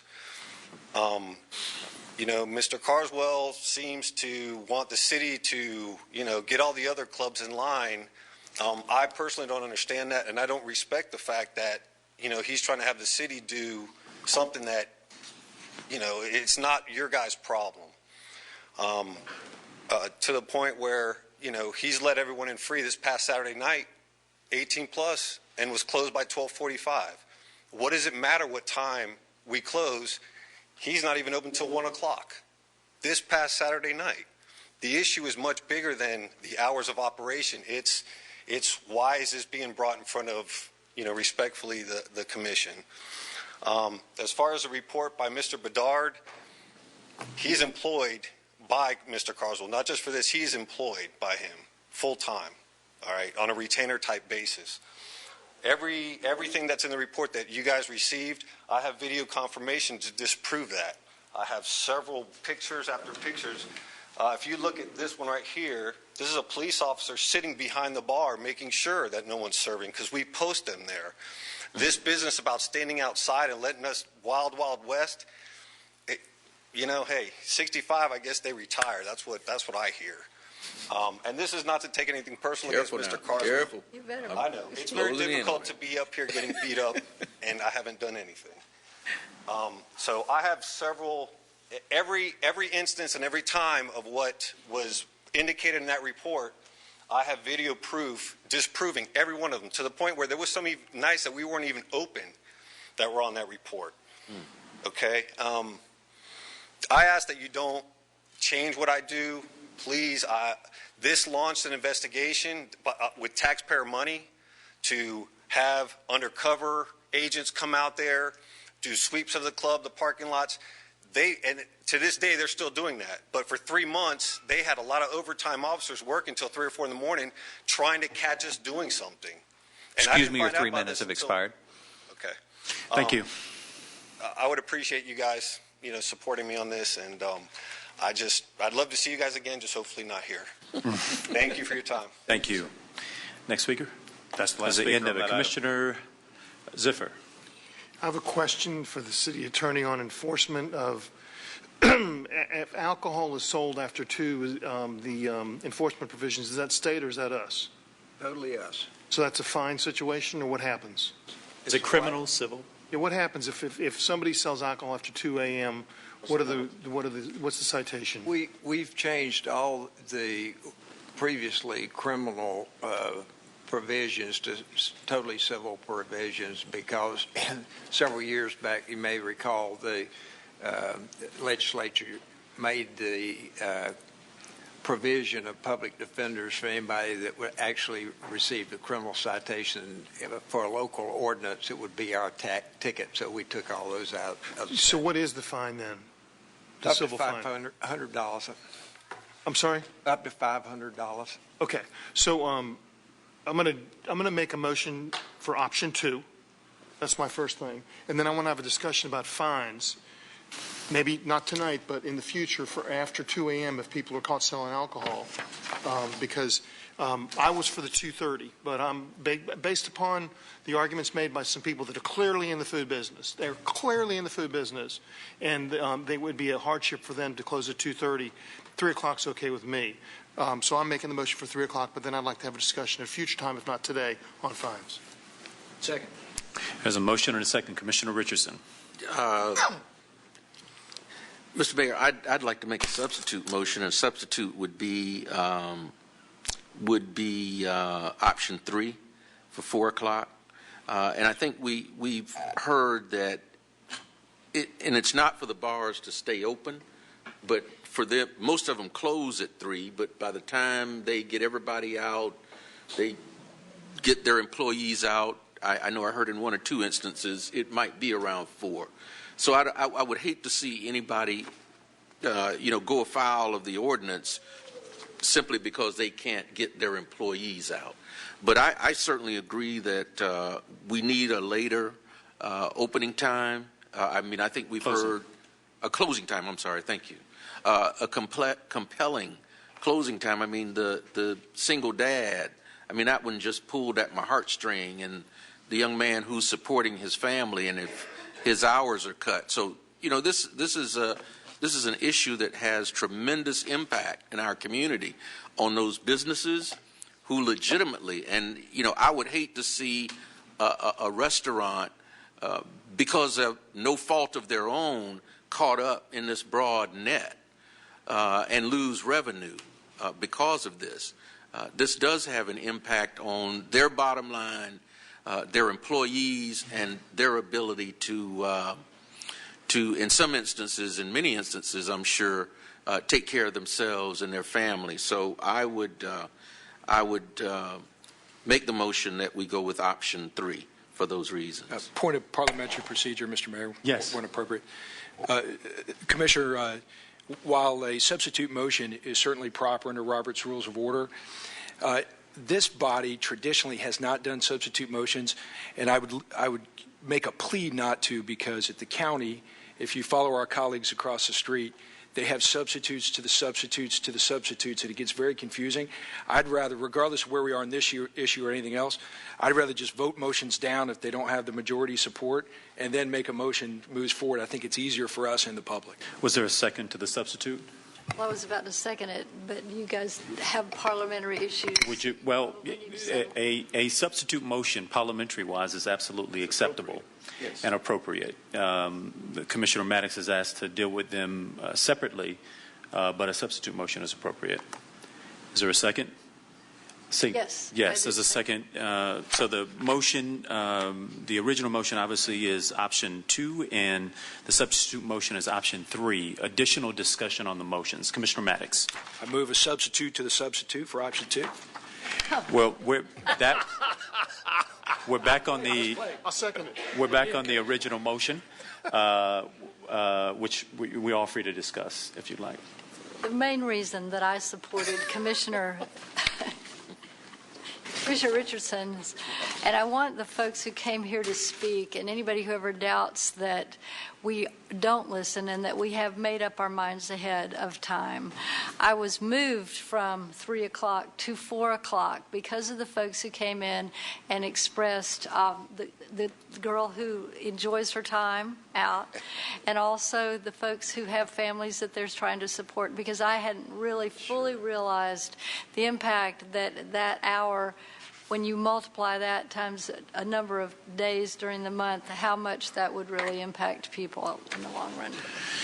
Yeah, and I'll raise my voice in support of Commissioner Richardson's motion as well. I do think, now there's always a yin and a yang to this. The next item we'll be taking up is going to be around noise ordinance. And the truth is, as a city that has 2 universities and a community college, as well as a resident population here, we've got a lot of different constituencies where we have to meet their expectations and at the same time manage the city in an appropriate and proper way. I would say, however, that on the enforcement side, because if there was any merit to this change in the first place, because to me, I would have been just fine actually defaulting to the status quo, but we're at a motion point. If there was any failure, in my opinion, it is, to the consideration that we may have folks who break the law, and that's not putting blame any particular place. I'm not accepting the report that we heard tonight because I haven't seen it, nor have I read it, nor has it been validated by our own authorities. But to the extent that that happens, it's something that law enforcement has to pay attention to. And Mr. Manager, I'm sure you'll be keen to that, along with the city attorney, to make sure that we've got folks in our community who are following the law. I will tell you, I was really concerned about this crime statistic, especially the 250 feet buffer. Doesn't take into consideration the neighborhoods that these places are located in. If there are incidences that are happening on these premises, then we obviously need to deal with it, but it's a bit misleading, and there is a total absence of context for how this information is being presented. So, at some later point, maybe we can get underneath those numbers. The enforcement side is a big piece for me, and I think I've heard it echoed by a number of commissioners. So I'm hopeful that we'll be able to get something that deals with that. City Attorney? Let me clarify one point, whichever closing time you pick. The ordinance that you're dealing with specifically says that closing time means in terms of client customers. It does not, and it specifically says it does not prohibit personnel that are hired by the establishment from doing cleanup, from doing anything else. It doesn't mean that everyone has to get out of the building. That's right. The only other point I'll make to the merits of this motion, Commissioner Richardson, is that this would mean, regardless of what type of license you hold, and we can debate whether or not this is devaluing what is happening in the marketplace by us making this decision, but we are where we are, which means, and I won't call names, but it doesn't matter which establishment you run. If you make the choice to run your business and stay open to whatever these new times are, you've got free range to do just that. So, Commissioner Maddox.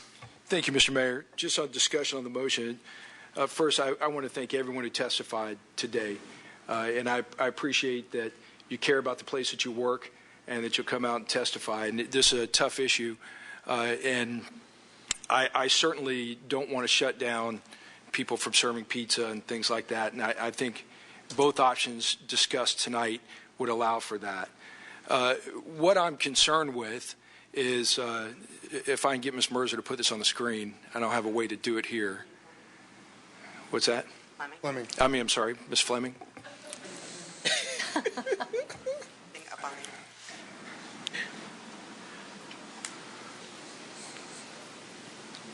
So that's a Facebook post, official homecoming after party, future concert after party, Saturday, October 17th, open till 5 a.m. at Scores, live dancers with $100 bills. I don't know where any of these establishments are. I don't know if they're in the room. I have no idea. But obviously, they're open till 5 a.m. with live dancers. And what exacerbates this problem is, more likely than not, there are Tallahassee police officers that are working off duty in that establishment. We recently had a shooting at a Mexican restaurant that was leased out for a late night party that involved our police officers. We have had claims bills as a result of that as well. So what worries me is whatever time we pick, and if the motion passes for 3 a.m., let's make it universal for everyone across the board, and let's enforce it.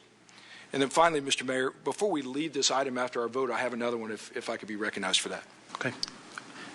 Commissioner Ziffer, did you have your hand up? Yeah, I'm following up on some level with Commissioner Maddox in that, and I know we're clearly a town of a significant number of college students and young people, and I appreciate that, and I know it's been a long time since I was one of those young people, but I remember going out, and I remember the trouble you can get in at 3, 4, 5 in the morning. And that's our law enforcement out there then that has to deal with that. And I'm not altogether sure, when you consider how much money that we are pouring into law enforcement, that now we are going to have to basically promote the fact that, hey, stay open. And we're going to have that much law enforcement we're going to have out there, because we're going to have that many more people driving, whether they're drinking or eating or not, but they're not going home. And they're going to be out till 4 in the morning or later. Because they just have to leave the place at 4. Then they have to get home. So we're talking 4:30 or 5 o'clock. and I just can't support that. So I'm going to stick with my 3 o'clock, and I don't know what order we're voting on this, but. Sure.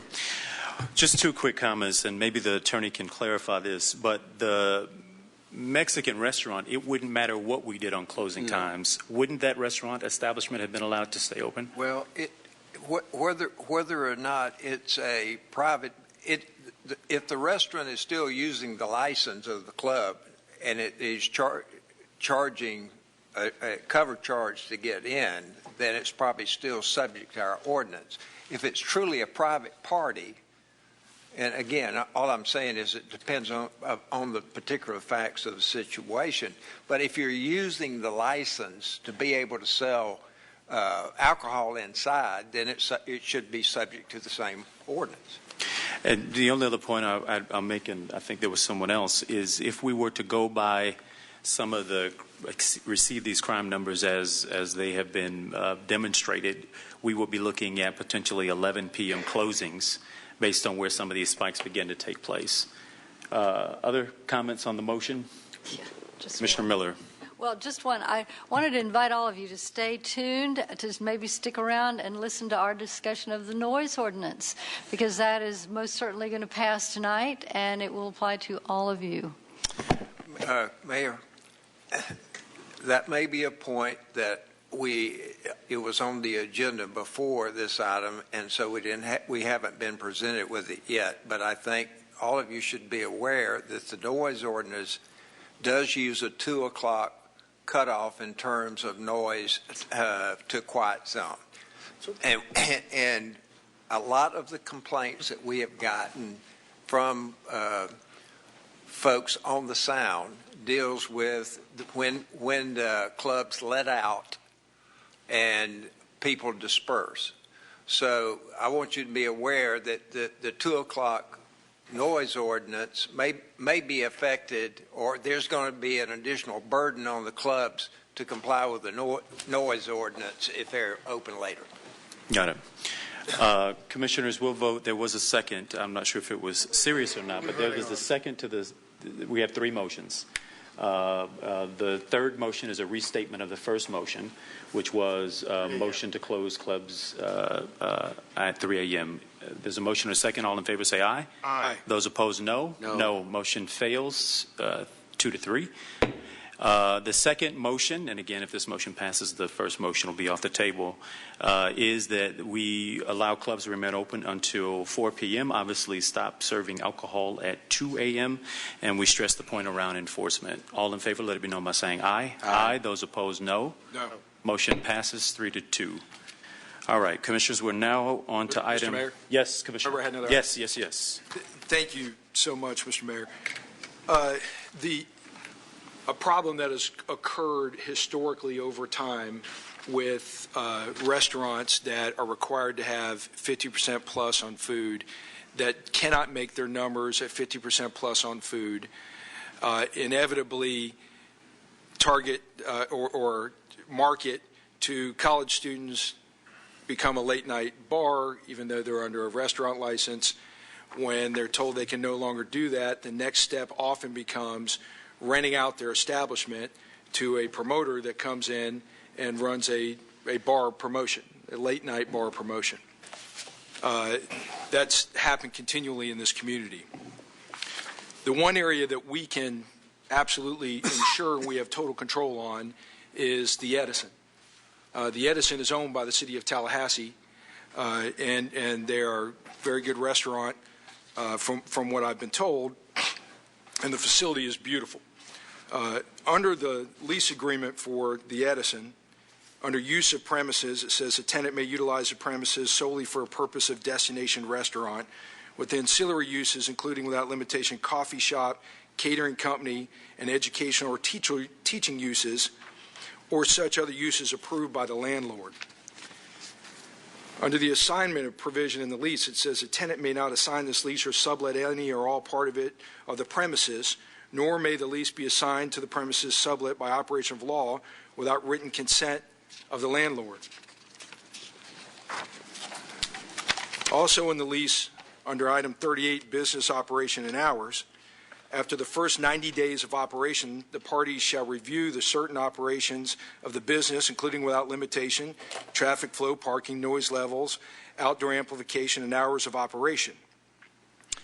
That's the first paragraph. That review after 90 days never occurred. The Edison had recently rented out their spot to a group I think called Soiree Promo. And I can put that on the screen as well. Stayed open until 3 a.m. with closing times of 3 a.m. According to their promotional material. The lease says that it'll be a high-end restaurant, and yet it operated as, in effect, a bar till 3 a.m.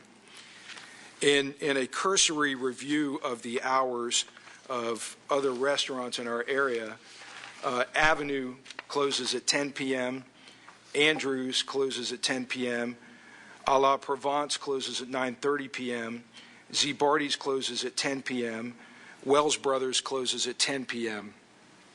Since this is solely within our control, we want to support having a high-end restaurant next to a multi-million-dollar park, but I don't think it's the intention of this commission to have a nightclub or late-night bar next to a high-end park. I would move that we direct the city attorney and the city manager under the provision 38 of the lease with the Edison to set closing times for 10 p.m. Is there a motion? I'll second it for discussion. There's a motion and a second. Any other discussion? We'll take a vote. All in favor, let it be. I thought we had conversation about closing times, didn't we? I thought it was in the lease.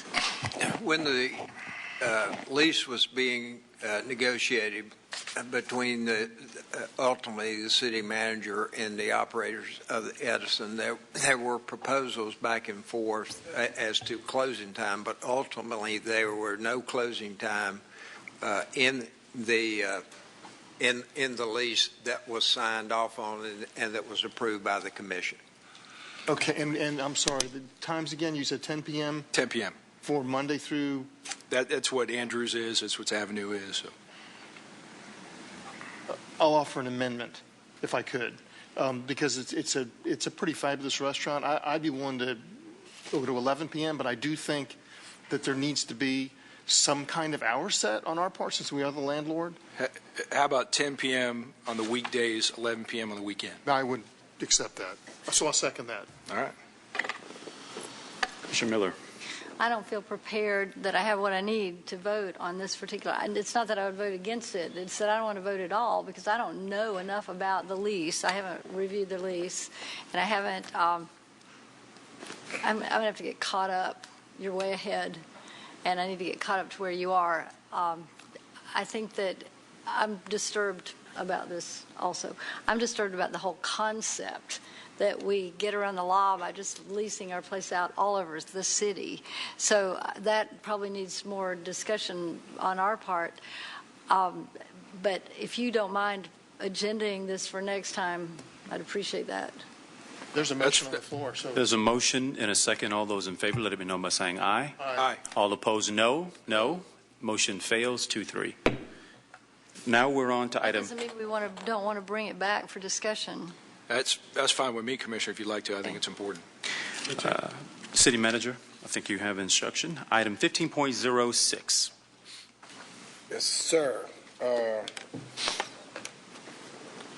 What did we finally do on the last motion? Did we pass option 3? 4 a.m. Okay. Yes. Yeah, 4. We passed 4. Cherie's going to take 15.06. 15.06. Ms. Bryant's going to. I don't really actually have a presentation for this. This is just an amendment, the approval for the campus development agreement for FAMU. It's the second and final public hearing, and it's just looking for your vote for. So moved. Second. There's a motion and a second to accept the continuation or extension of the FAMU campus development agreement. All in favor, let it be known by saying aye. Aye. Aye. Those opposed, no. Motion passes unanimously. All right, Commissioners, we're back up to the regular agenda, item 13.08. Mayor, Commissioners, 1308 is the sound ordinance, and I'm going to let Mr. Lou Norvell of our office, who's been intimately and longly involved with this, to give a brief introduction. I would like to say that two of you have been involved in helping along this for almost 2.5 years now. Commissioner Miller was involved early on with the Sound Advisory Group. More recently, Commissioner Ziffer helped negotiate with the business and the downtown development folks. The neighborhood folks have been amply represented, and we certainly appreciate everyone staying with this and staying to something that most folks, I think, agree that it's a good start and that we'll bring it back in 6 months, 150 days, maybe is what we say in the agenda item, to deal with issues that were unanticipated or that need further movement on. Ms. Norvell, if you'll do a brief summary for us. Good evening. After this issue came back to you in December, there was additional input by neighborhood groups, downtown interest, as well as business interest. So staff have revised the proposed ordinance, and I will run through it very quickly. The revised ordinance sets out an urban core. It draws a distinction between properties within and outside of that urban core. Outside of the urban core, it further distinguishes between properties based on residential or non-residential character. It sets sound levels based on a receiving property or the property of a complainant. There's still an opportunity for voluntary compliance, and penalties would be civil penalties. The urban core is something that we have prepared based, again, on input that we got from the neighborhood interest, the downtown interest, the business community, as well as the planning department. The urban core sets out properties that have more intense and more active uses. Outside the urban core, sound is regulated based on land use, residential or non-residential. To be residential, the property has to be used as a residence, being habitually occupied sleeping quarters, and it also needs to be in a low-density residential zoning district, those districts that are set out in the ordinance. Outside the urban core, there are sound levels with lower levels for the residential properties. These levels were developed based on the community input that we received. The city staff also did sound level monitoring. We had an acoustical consultant who also took some sound levels for us, and these levels are also in line with what has been done in other communities. In the urban core, sound is not regulated in the 19 hours between 7 o'clock a.m. and 2 o'clock a.m. In the 5-hour period between 2 o'clock a.m. and 7 o'clock a.m., there is a 55 dBA or 65 dBc sound limit. There is, as I mentioned, voluntary compliance opportunity if a property does not have complaints within the previous 6 months. There's an opportunity to turn the sound down. There's a civil citation process. Adjudication is either by code enforcement board or county court. There are penalties if there is a finding of violation. And I will be happy to answer any questions that you may have. Commissioner Ziffer. I don't have any questions, but I want to thank you. And I want to thank Commissioner Miller for starting. And Lou, I want to thank you for countless hours, many of which were frustrating, but I think in the end here, we have ended up with something hard to believe where I think all of us have been receiving emails for the most part supporting it, and clearly when we had people come here today supporting it. So you have done a yeoman's job, a stellar performance, and I want to thank you very much for that. Commissioners, the item that's presented to us also includes a discussion again in 150 days. I want to make sure that we do that. I think there's an opportunity for us to talk about clearly audible. And at that time, we'll also know where we are with this. Have we done a good job? Have we done a poor job? Do we need to tweak it? So I'm making the motion to accept option 1. I want to thank the different parties that got together and came to a resolution that clearly, while it's not perfect for everybody, it seems to be acceptable. So I will move option 1 with the caveat that in 150 days we have a discussion again at this commission about where we are and how we've done with it. Is there a second? I'll second, but I would like to know if you would accept a friendly amendment to that. Depends. And that is something that Lou didn't discuss with us, but he had presented an option that addressed multifamily. And this leads to a question that I had. I want to make sure on that slide you had that defined multifamily will not include hotels. What's being moved is not any of the optional, right, Mr. Mayor? Is that correct? I beg your pardon? What is being That's moved the optional is, sound regulations. But it's being moved includes none of their 2 other options. Correct. And it doesn't include either one, and the only one that I'm interested in, mainly because of emails that I got earlier and discussions with people in the meantime, it apparently isn't all that easy. I was of the mind that we should let condominiums and hotels deal with, and apartments deal with their own issues. And it's come to me that apartment owners are legally really bound when it comes to trying to evict someone or control. So they don't have a condominium as a condo owners association. Apartments really don't have that. And so that it's easier for the condominium to internally control the situation. If they have 2 residents that have issues with one another on sound. And also that's certainly true for hotels where the manager is going to want people to come back and he's going to deal with whatever happens. But in the case of apartments, I'm not so sure. I am sure that it's much more difficult. I personally know how hard it is to evict somebody, having tried to do it before. And so I'd like for him to at least explain that option to you, and then you can decide whether you... Is that option included in the current motion, is my question? No, because he's going to explain. Right now, option 1 is on the table. And correct. But I don't think it's been seconded, has it? It was. No, I did second it. All right. And again, the easiest way to deal with both option 2 and 3, which are clearly both anticipating that option 1 pass and can be added or not added, is to go ahead and deal with the basic ordinance, which is option 1, and then go to the remaining 2 options. The one that Commissioner Miller is talking about, and then there's an additional option that could be plugged in also. And if there's any interest on the commission, we can explain those options. So, Commissioners, there is an option that staff presented. I have it up on the screen.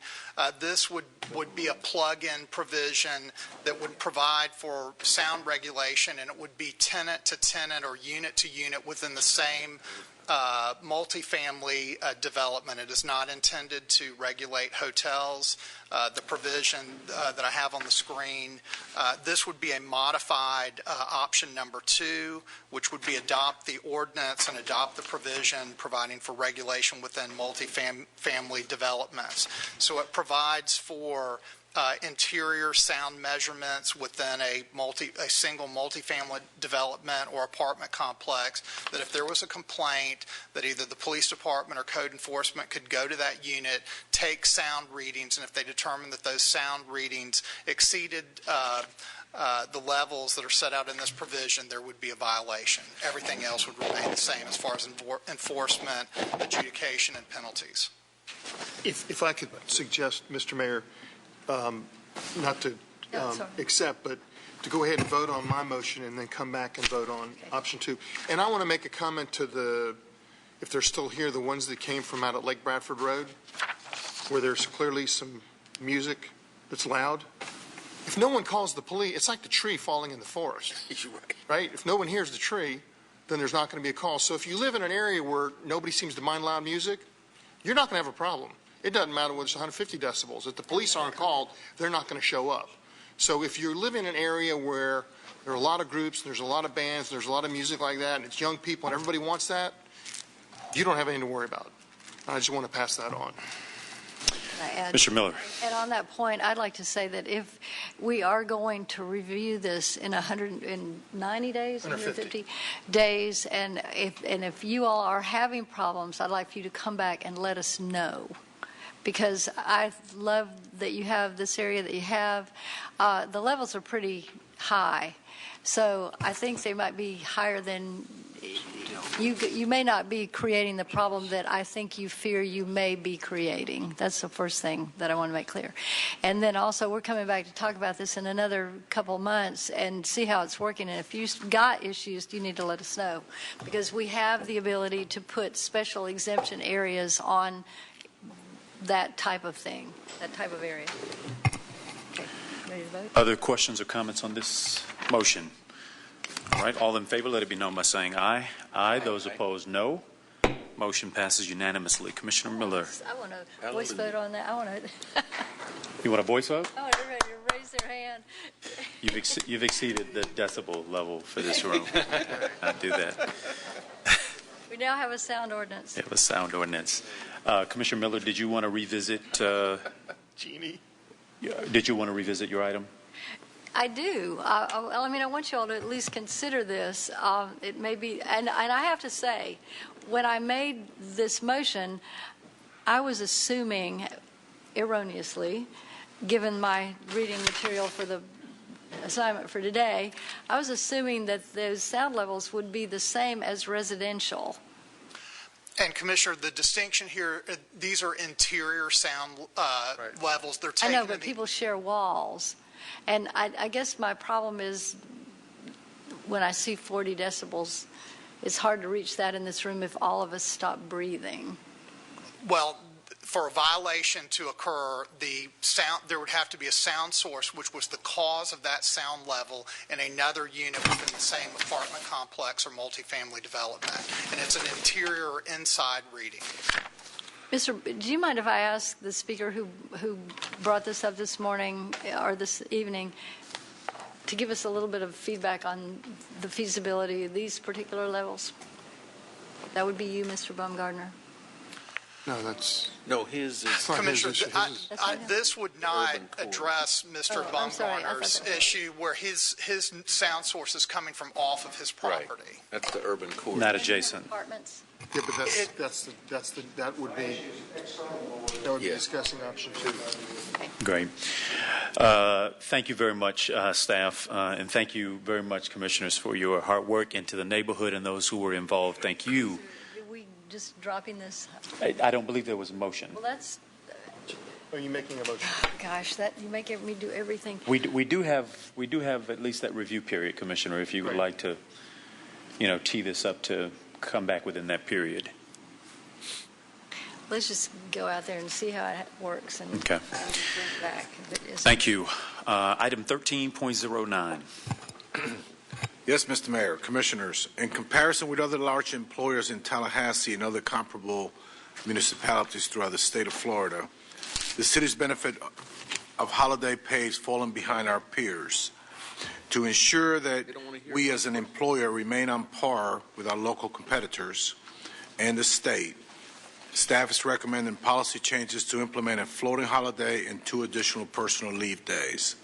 Ellen Blair is available to answer any questions you may have. Move the item, Mr. Mayor. There's a motion and a second. Any questions? Seeing none, all those in favor, let it be known by saying aye. Aye. No. Those opposed, say no. Motion passes unanimously. Item 13.10 is an update on the Governor's Walk project. This item provides an update on the Governor's Walk project located along Adams Street between Brevard and Tennessee Street. The project has been coordinated through the Short Range Target Issue Committee and is now in a position for Commission direction regarding funding options for decorative lighting. Cherie Bryan is available to answer any questions you may have. Mr. Mayor. Commissioner Maddox. Thank you, Mr. Mayor. This project began with was the impetus was what's going on with the Grove and the governor's mansion in the state of Florida, which is how this project began. I have disclosed many times in a public forum that I both live and work on this street as a tenant. I want to make sure, Mr. Attorney, do I have a conflict on this? Because I want to abide by both the letter and spirit of the law. And Commissioner Maddox has disclosed that to me on several occasions while this was pending before the target issues, and I've determined there is absolutely no conflict. There's no special benefit to voting on this by Commissioner Maddox. As I understand it from looking at the public records, he does not own the property now. He is a tenant. Right. And the improvements we're discussing are on city right-of-way. We're talking about lighting. Discussion, or is there a presentation? Yes, Commissioners, I very brief, just to summarize and make certain that we have the options up in front of you. As was mentioned earlier, the quick project history, it started out with discussions at the LRTI and Commission target issue priority last year. Then the relevant departments worked together to present a concept plan to the Short Range Target Issue Committee last summer. And then it was briefly discussed during the budget discussions last year, but it was not included as far as a capital project. Then when we took a following update in October, what the direction that staff received was to work within existing budgets to do some interim maintenance and minor updates, which was done in advance of the Winter Festival of 2015. There was also a second interest expressed to evaluate the lighting, consideration of Christmas lights and potentially gas lights along the corridor. The interim surface improvements that I mentioned. We took a few pictures today to show the additional curb ramping, some cleanup, some new sidewalk new sidewalk pavings put in, as well as some sanding down where there were trip hazards. A few other things: edged the sidewalks, pressure washed, just again some general maintenance. This is the last slide, because I know I'm a fan of short presentations, so I thought I'd provide one for you. The options that you have before you are to provide some further guidance for staff is regarding the lighting. We did complete the one direction from the short-range target issue, which is to do those interim improvements, but we don't have the in-house expertise to do the lighting consultancy that's necessary, because if you decide to include gas lighting, then you may have to have a different type and more expensive LED type of lighting, and that's just not the expertise we have in-house. So one way or the other, it would require some consultant assistance to complete that task. The options before are to simply spend about $5,000, these are estimates, to hire that design professional simply to come up with a simple concept plan. The intermediate step would be to spend $35,000 approximately to actually have them go ahead and develop construction drawings or construction documents. The concept plan is just your general design and that might help us decide, do we need to go ahead and do some updates to the globes we have now, go ahead and invest in a certain type of LED replacement bulb now. That's what the concept plan could assist with, but if the next step would actually be to hire the consultant to do further. The third, the construction documents, being poised for construction later. And then, of course, the more expensive option is to go ahead and procure the full expense for doing that work. You'd save money because they'd probably throw in the lighting advice for free, but of course it's a bigger ticket item. And then the fourth and final is simply to hold right now in any action. There is the CK Steel Plaza improvements just up the road, so it does make sense to combine the enhancements there. It's a fairly large project, $25 million, to focus on the connection between that investment and Governor's Walk. So that's a later timeline to be established in the future if you chose to take that path. Commissioner Richardson, followed by Commissioner Ziffer. Thank you, Mr. Mayor. I think this is a wonderful project. Obviously, the Sales Tax Committee thought it was as well, and it's slated to be funded in full by the 2020 sales tax extension.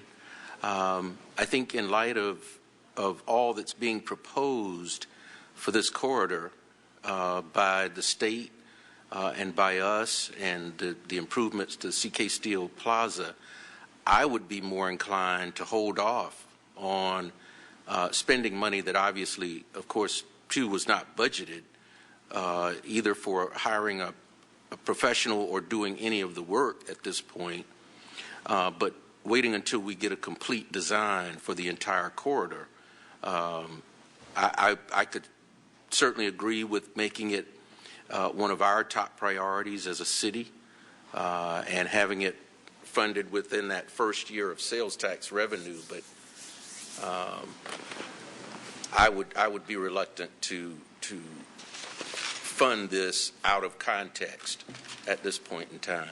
Thank you. Commissioner Ziffer. Yeah, I'm going to move option one, and I'm going to briefly explain, and I don't have a whole lot of detail to go into, but there are some potentially really exciting opportunities that are going to occur at the Grove, and those are going to happen far before 2020 or 2021.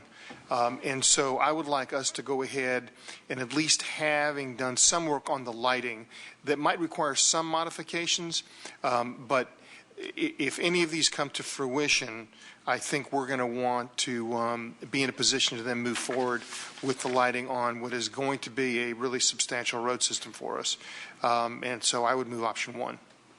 Option one. Commissioner Miller.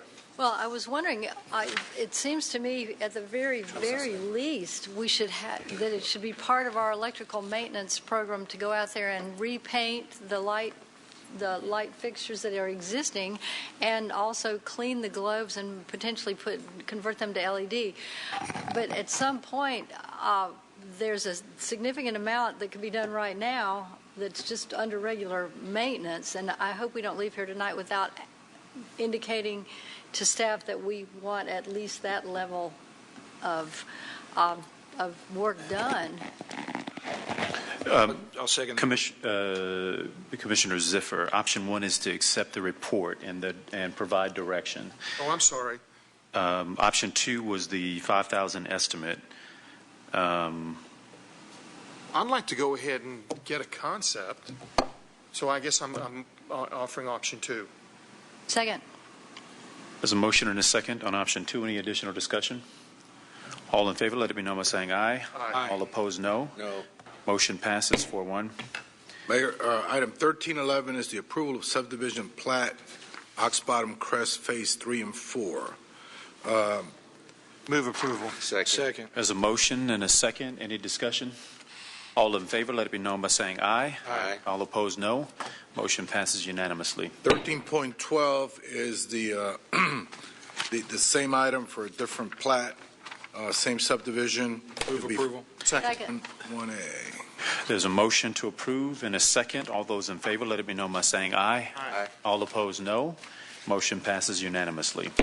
Commissioners, we are now at the point of public speakers for unagended items. Treasurer Clerk, are there any speakers? There is one, Bart Bibler.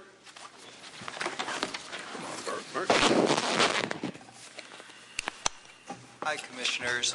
Bart Bibler. I work for Simpler Solar Systems here in town, and I'm also a member of the Sustainable Tallahassee Renewable Energy Committee. Good luck. Today, there was a disappointing announcement regarding the city's 10-megawatt solar project. The selected contractor, First Solar, a very large national solar company, has backed out after 6 months of difficult negotiations with the city. The project was originally expected to be constructed and operational by the end of this year. It was hoped that a small portion would be dedicated to community solar, where citizens could buy into the project and directly get the benefits of solar energy. And it was hoped that local companies would be subcontractors. I hope that negotiations with the next contractor are expeditious and go much more smoothly, and that community solar and the use of local subcontractors are part of that project. Now for some good news. Simpler Solar Systems is pursuing several new solar projects in Tallahassee, including, number one, converting or adding to the Edison restaurant solar power on the roof, and for the Cascades Park facility next to the interactive fountain. So that would be 2 solar demonstrations in Cascades Park. These 2 city facilities were previously recommended by city staff for solar projects. The Edison, of course, is the former city electric utility building, so I think it sends a loud message that electricity generation is changing. A meeting has been set up for February 8th with city staff, with the Community Redevelopment Agency, and with the 2 restaurant co-owners. The other exciting area I'd like to talk about is that solar power for Southside redevelopment projects. Starting with the Piggly Wiggly redevelopment project. We've met with city staff and talked with the CRA. They attended the meeting, and we've already begun discussions with the co-owners of the Piggly Wiggly. In conclusion, climate change is happening. It's real. 2015 was the warmest year in global history. Tallahassee has experienced numerous warmest temperature records already this winter. You just approved a budget amendment because of the extra energy costs due to those warm days. We're in a global crisis. Though we should think globally, we must act locally. And I want to applaud that the City of Tallahassee is leading the way towards a renewable future. Thank you very much. Great. Thank you, Mr. Speaker. Any other speakers? No further speakers, Mayor. Commissioners, sharing of ideas. Commissioner Maddox. Thank you, Mr. Mayor. I didn't get to speak earlier at the going away for Linda Hudson, and I just wanted to add my voice to the chorus of many others and thanking her for the outstanding job she's done for this city. And not only has she led us through many a legal quagmire, not only has she helped many a citizen traverse what can often be a very confusing dealing with government and land use, but she is also solely responsible for a young mayor getting a very high grade in Secretary Pelham's land use course at Florida State College of Law. So thank you so much, Mayor. Here, here. Any other sharing of ideas? All right, seeing none, we stand in adjournment. Thank you. All right. Marathon.